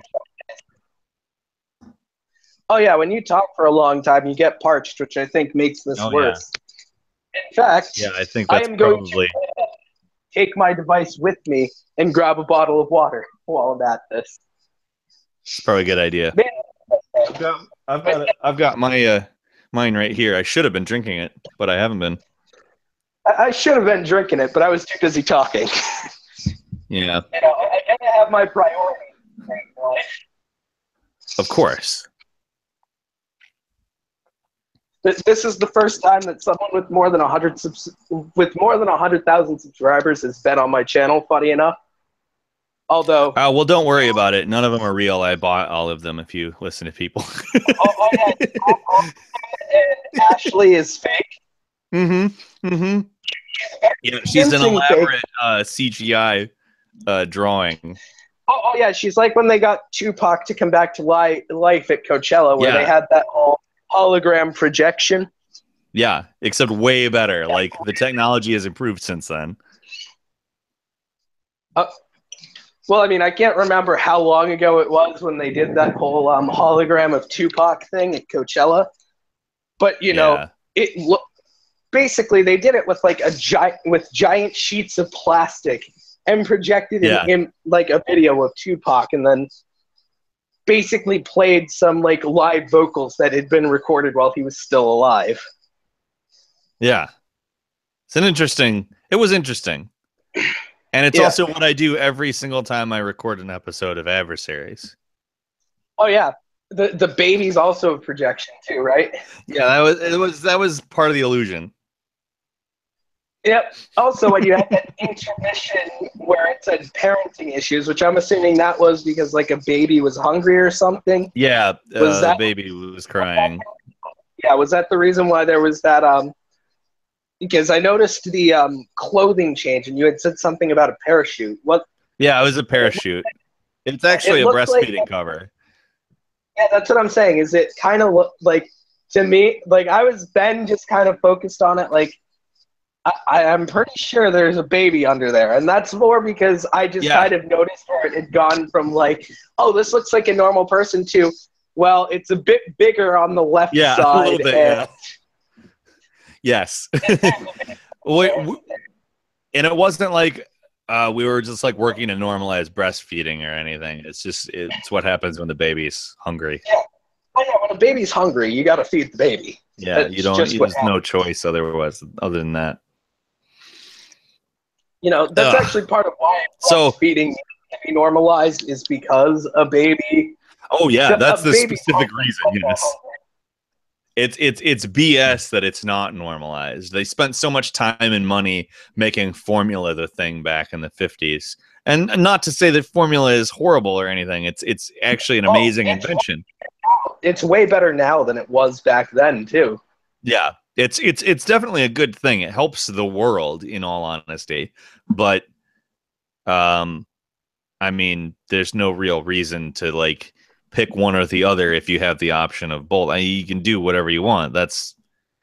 That's, I think, the main thing that you're supposed to be like about. But it seems like in people's heads, it's please use the formula because that's what industry told us. Like older people will always talk to us about like, oh, I always used formula. We didn't breastfeed or anything like that. And it's like, well, that's because environment was controlled.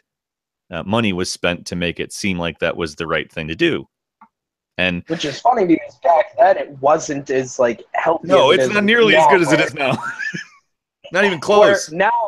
We're now basically formula and milk, breast milk, and formula are basically like roughly equal in nutrition. There isn't really a detectable difference in. Yeah, the actual nutrition element, it's almost negligible. You get the same sort of mix of stuff in it. But Yeah. the reason why you would do breastfeeding is the antibodies, which is, I mean, there's no way to mimic that. It's just not possible to mimic the antibodies that the mother is producing in the environment that the baby would regularly be in. But, I mean... Well, even then, there are still ways to introduce not necessarily these specific antibodies in food, but you can still put stuff in the formula that helps. Well, you can definitely... Yeah, there's definitely that as well. I mean, you definitely have a much better situation now than we've ever had in the past. I mean, it's also better than the situation of if you couldn't breastfeed, your child died. Because there are so many ways. Yep. That's like the big key difference, actually. Yeah, and we seriously should not, like, we shouldn't ever try and, like, discourage, like, we shouldn't be shaming parents because they can't breastfeed their child. No, that's absolutely, because we knew somebody who actually had that issue, and they felt tremendous shame over it with nobody really in their lives at all, in any way, shape, or form, shaming them for it. And just because societally, obviously, there's an element of it there that's like, you can't do this, so that means you're not a full mother. But at the same time, there's also an industry dedicated to saying you shouldn't have to do it. It's just like, oh, this whole marketplace thing. This whole marketplace thing. One works, and you shouldn't shame people. We just shouldn't shame people. Like, that's the thing. Like, a lot of people are like, there needs to be an element of shame in certain things. Well, like, we're not talking about, like, everything being on the same level as pedophilia, though. Like, I don't understand why there's, like, you can shame people who murder. Shame people who murder, I guess. Also, you brought up the whole pedophilia thing. There is also a thing about pedophilia where not all pedophiles molest children, and some, like, there need to be better, like, mental health resources for people who are pedophiles to maybe prevent them from molesting children. But, you know, the act of molesting a child or having sex with a child. I should have maybe said child molester then, is what I meant. I mean, it's definitely a very common thing that people seem to, like, mix up. And I mean, it's part of the media telling us that, hey, pedophile and child molester, they're interchangeable. You can use them for the same thing. But, you know, some child molesters I suppose. You know. But, yeah, I mean, you shouldn't really... But, yeah, you know, not everything needs to have shame in it. Like, you can't... Like, not everything is on the level of molesting a child or killing, murdering. Yeah, that was what I was generally getting at there. Like, there's... People are like, well, people should have shame over, like, their attire, and it's like, what do you really think shame is for? Like, we should shame fat people, and maybe they'll stop being fat. It's like, no, that really, it doesn't work with things that people. It doesn't work with stuff that's not bad. Like, some people are just like. Yeah. Oh, sorry. In what way does it help? Or in what way does it hurt you if someone else is fat?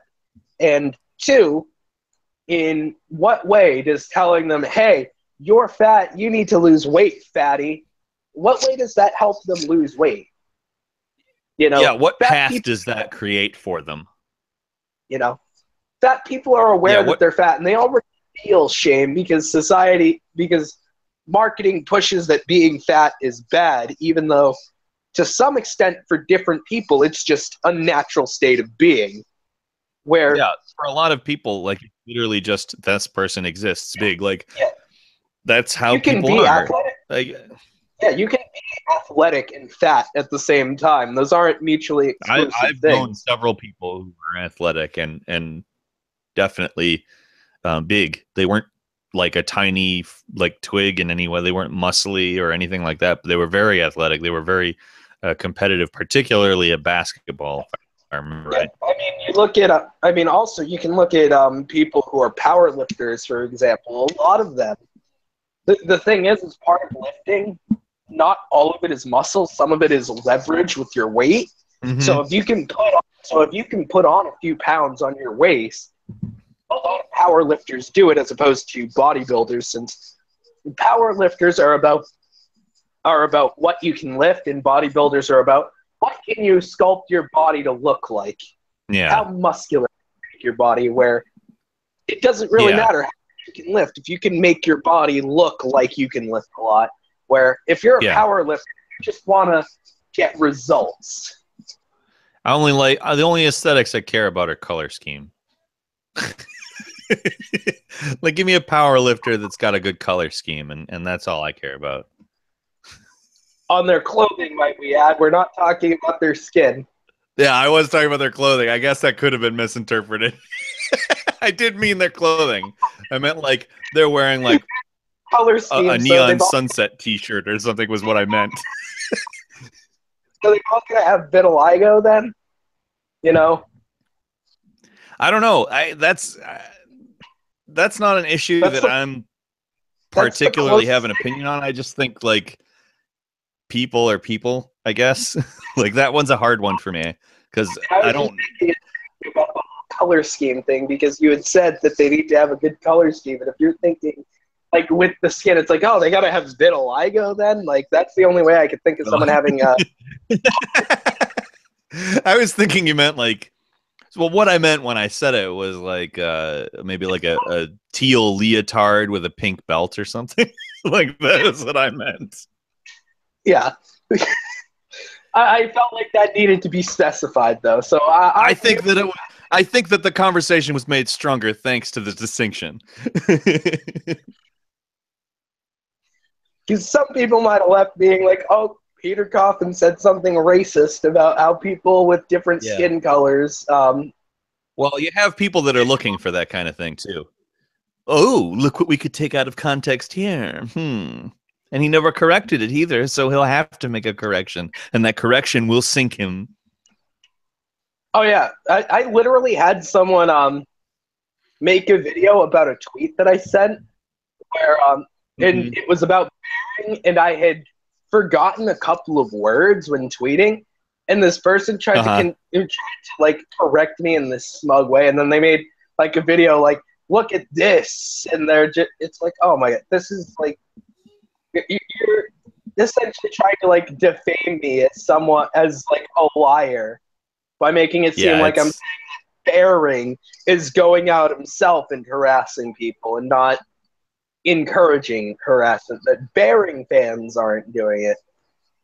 Yeah, and he's very good at saying that he has no part in that, that he notates in his descriptions that this is not for harassing people, the links that he includes. And it's like, yeah, but you know exactly what they do, so why do you keep doing that? Like, you can't be so principled that you believe that it's important to do even though you know what they do. Yeah. Also, Peter, I want to bring this up real quick because I think it's only going to take like a few seconds to bring up.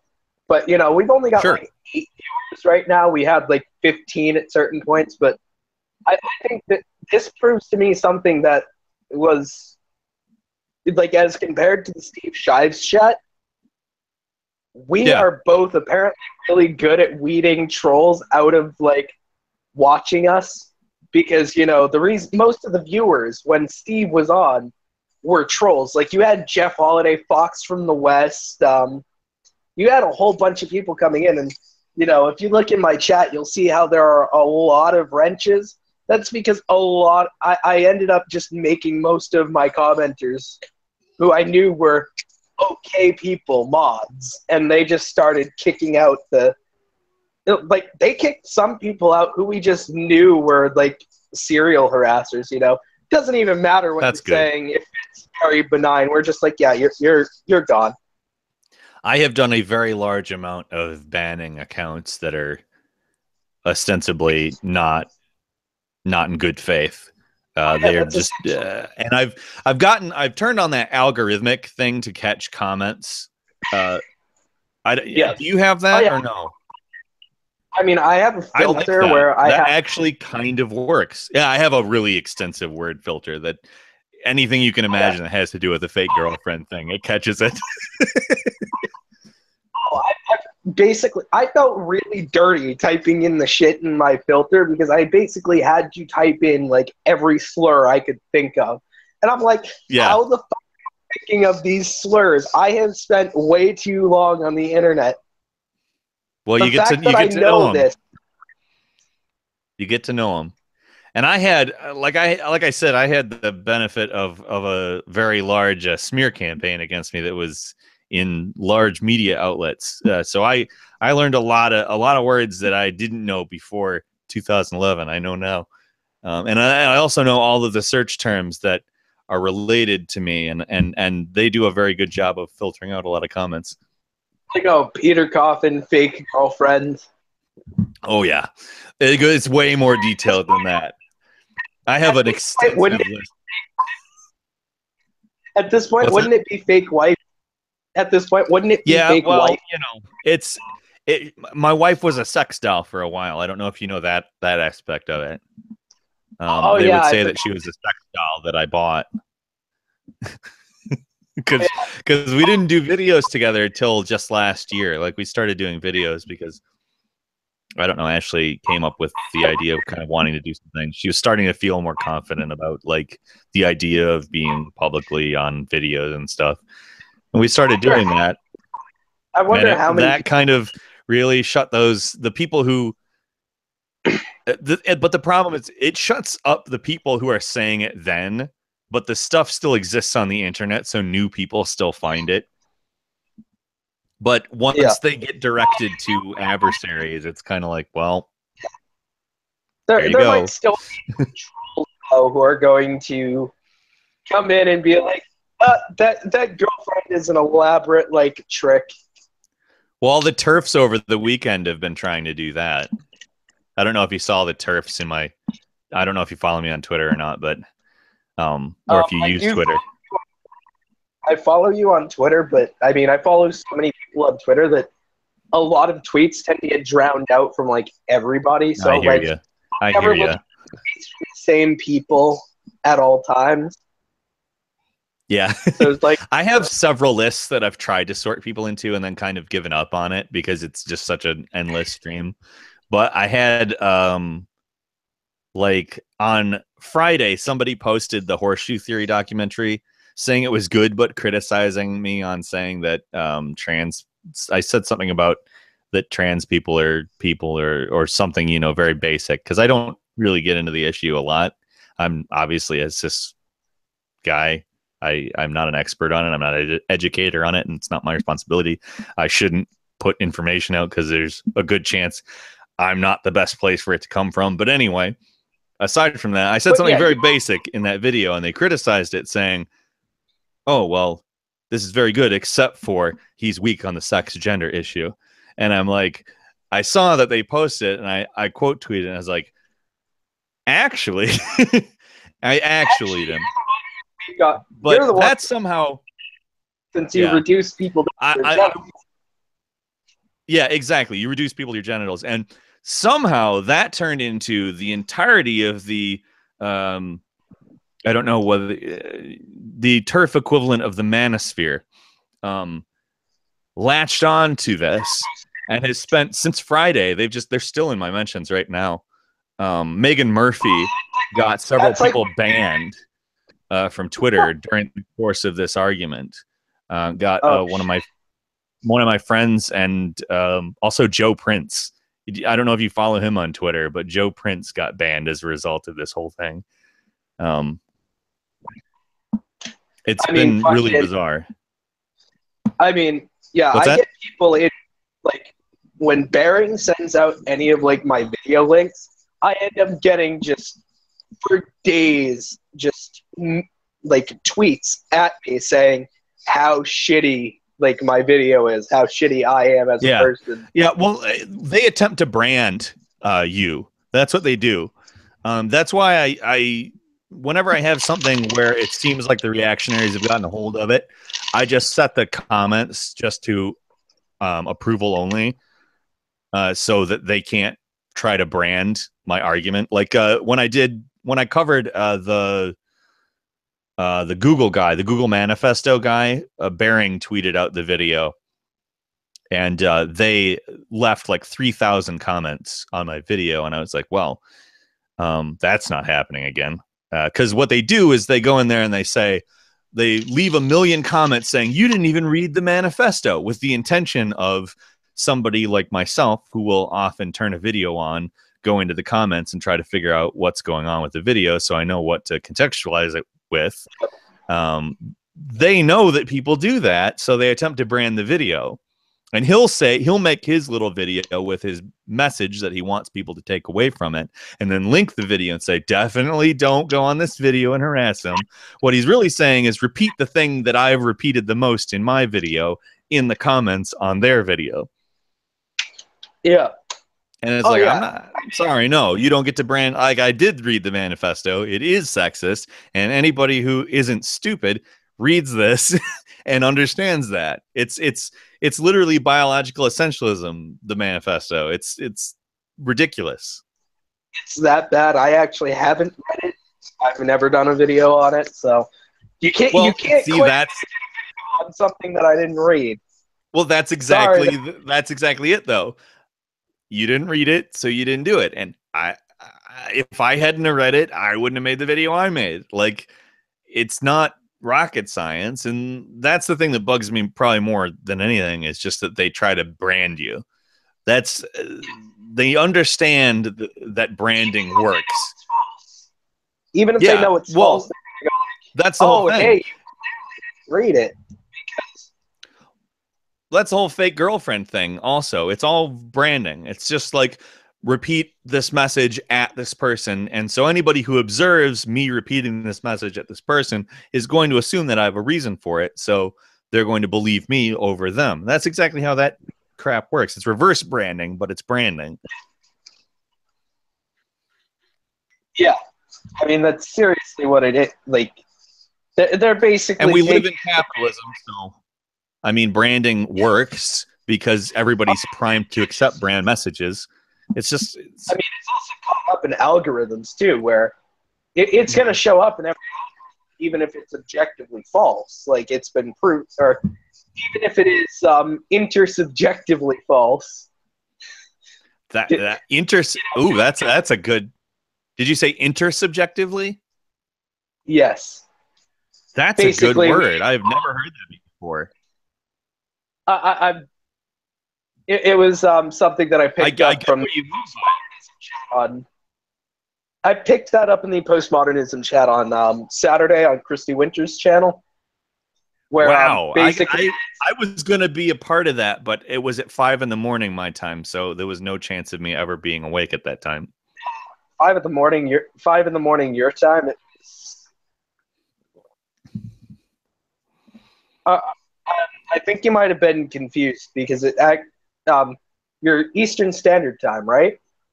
Yeah. What time was it for you? 5 p.m. Oh. Facebook told me it was 5 a.m. on the invite.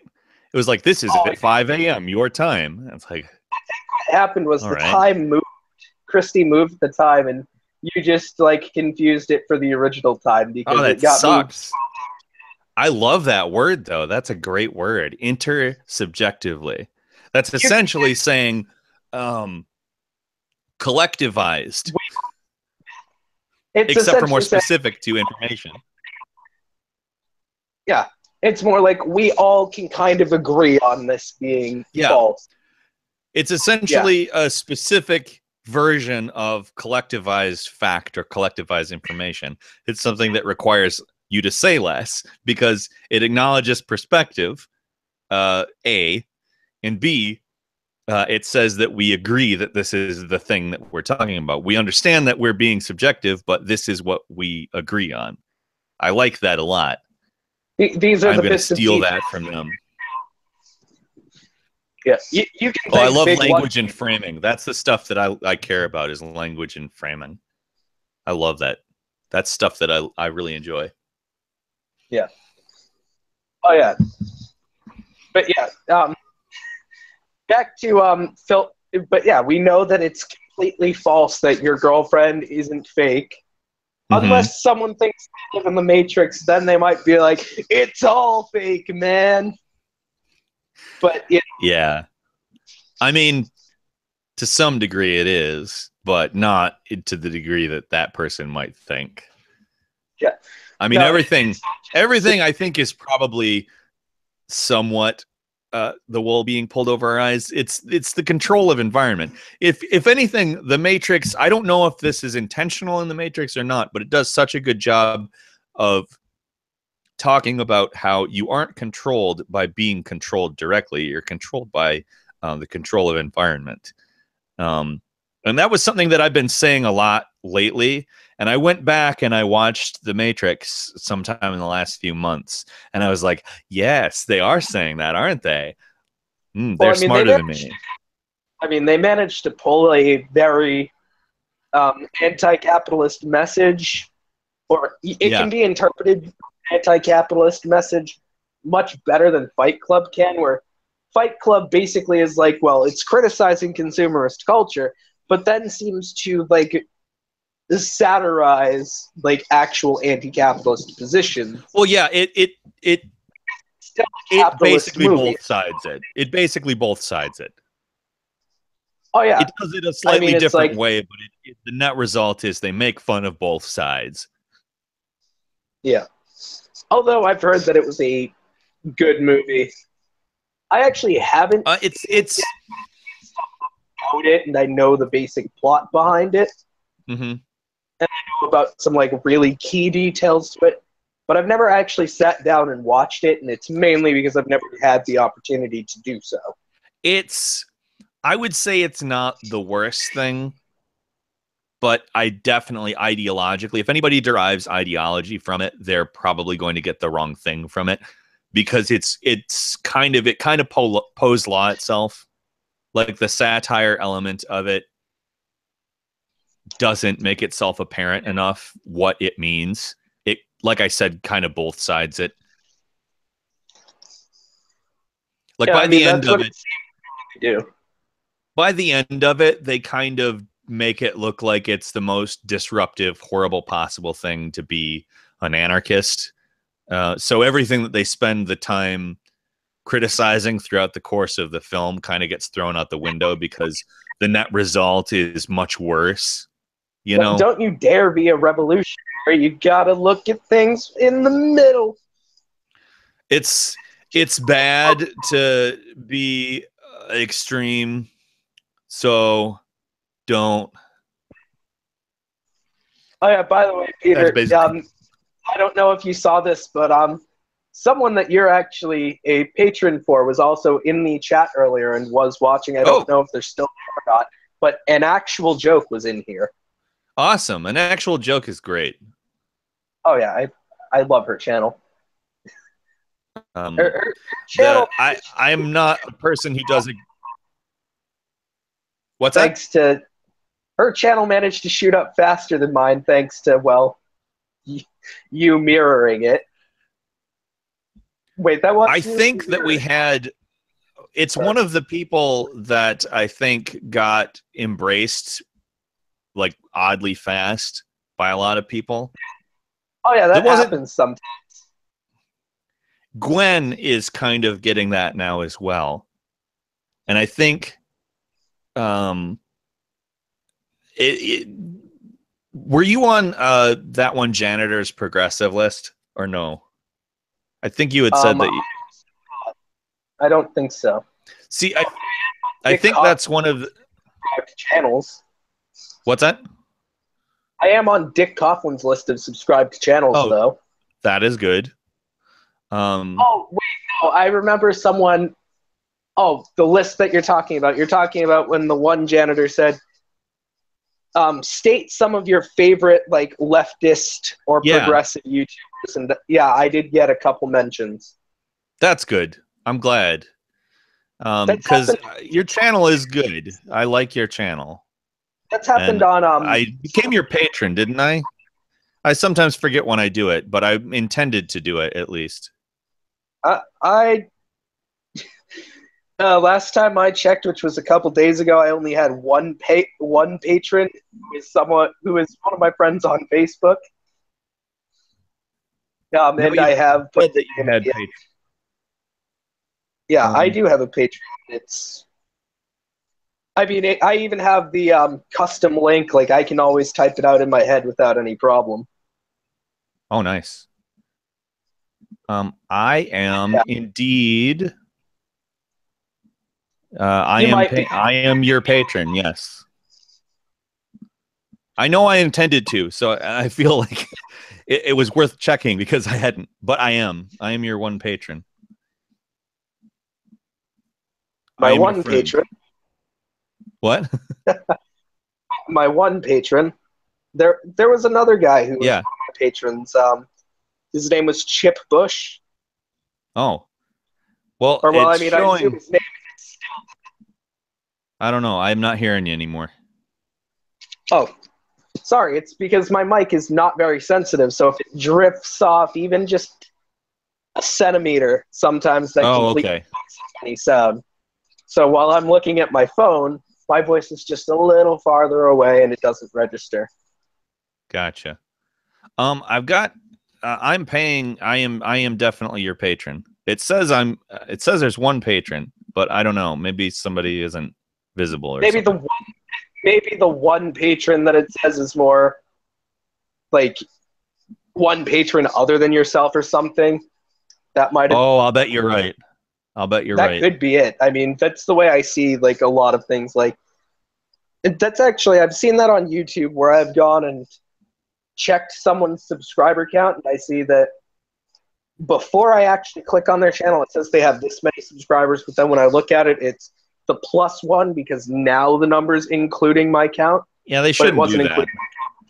That just creates confusion. Even if it's a large number, it's still like it. It's weird. That shouldn't be. Because I'm like, was I your patron or no? I have no idea. But yeah, I did do it. So I followed through on it. I still haven't figured out how to actually get them to like send me the money, but I mean that might just be something I could talk to you off air about afterwards. Yeah, I mean, you can do it through PayPal or you can do it through a bank account, I think. I mean, if PayPal, there's like a limit. More. Yeah, PayPal, wonderful. It's great. It's very convenient, but it's also, I mean, everything is awful in some way. So yeah, I mean, my thing is that I don't have a bank account, so like, I can't really send it to like. I can't send it to like my debit card and be like, "Oh, here's my bank account. You can put it in here." I don't have a bank account. I, for a very long time, did not have a bank account either. I got a debit card off of my PayPal. You can do that by making your PayPal into a business. And I don't remember how I made my PayPal into a business, but I did, and I got a debit card. And for a long time, that was how we survived. Now I have a bank account. Because I am guessing it's much easier to get a bank account because my financial situation did not change at the time that I got the bank account. Gotta love capitalism. Yeah, I assume. I mean, since I've gotten a bank account, I seem like a much more legitimate person to people, so it seems like it's easier for me to do things. That's true. Do you seem like do you have a bank account? Yes, I do have a bank account. Oh, well. you're a basic like like a basic base level human being. Like it's really stupid. I hate it so much. Like because I didn't have one from like 2013 until last year. It was a I mean, long span. like, I had a bank account like a year ago, but Mm-hmm. basically what happened was when the whole Social Security stuff that I went through, when they were denying my Mm-hmm. disability, after that happened, basically transferring money into it, I was basically getting constant like fees for inactivity in the bank account because I couldn't exactly take money out of it if I didn't have enough money to spend. Yeah. So we Yeah, I've eventually had just that closed happen. it out. So Yeah. yeah. I just basically had a ton of money trouble after 2011 because of the whole thing that happened. Oh, I lost a house. I had bought in a house, which was really stupid to do. Not just outright. I got a mortgage. It wasn't a big mortgage at all. It was I had bought a fairly inexpensive house, but I was paying it aggressively. Any money I made, I was putting into it. So I didn't have any money on hand. So when my income dried up, that was that. I had no more money. and and that caused me to lose the house over the next couple of years. It was yep. fun. Oh, I imagine it was very fun. Although it It seems was a like lot, since yeah. And they make it seem like you can file some kind of an appeal to like forgive your payments for however long, and just yeah, like start today. You can't do that without a lawyer, and poor people can't afford a lawyer. So like that stuff, it doesn't happen. take an appeal, but you would have to get a lawyer, and if you can't afford a lawyer, which you wouldn't be in this situation if you could afford a lawyer, Yep. you know. Yep. So that's why we But I mean, rent now. like seems like the conversation might be boring some people as the viewership is dropping. So I think we might want to like wrap this up in the next few minutes. We can still talk a Yeah, little I'm bit, getting hungry anyway. but yeah, I mean, let's try and wrap this up. Antifa, good or bad? Well, good, Postmodernist obviously. postmodernist approach would be, well, Well, if we deconstruct Antifa versus fascism, at the core, we can find that Antifa is resistance preferable. to fascism. Anti-fascism happens to be the resistance to fascism and is therefore good because fascism is extremely bad. So, Yep. our All right. postmodernist analysis. So we agree that Antifa is good. Yeah, All right. win. Well, I'd like to thank everybody who actually came and watched and put up with my shit. Uh, or really just anybody who watches my videos and puts up with my shit. You guys keep this channel running and keep me wanting to put out videos. So I will see you all later.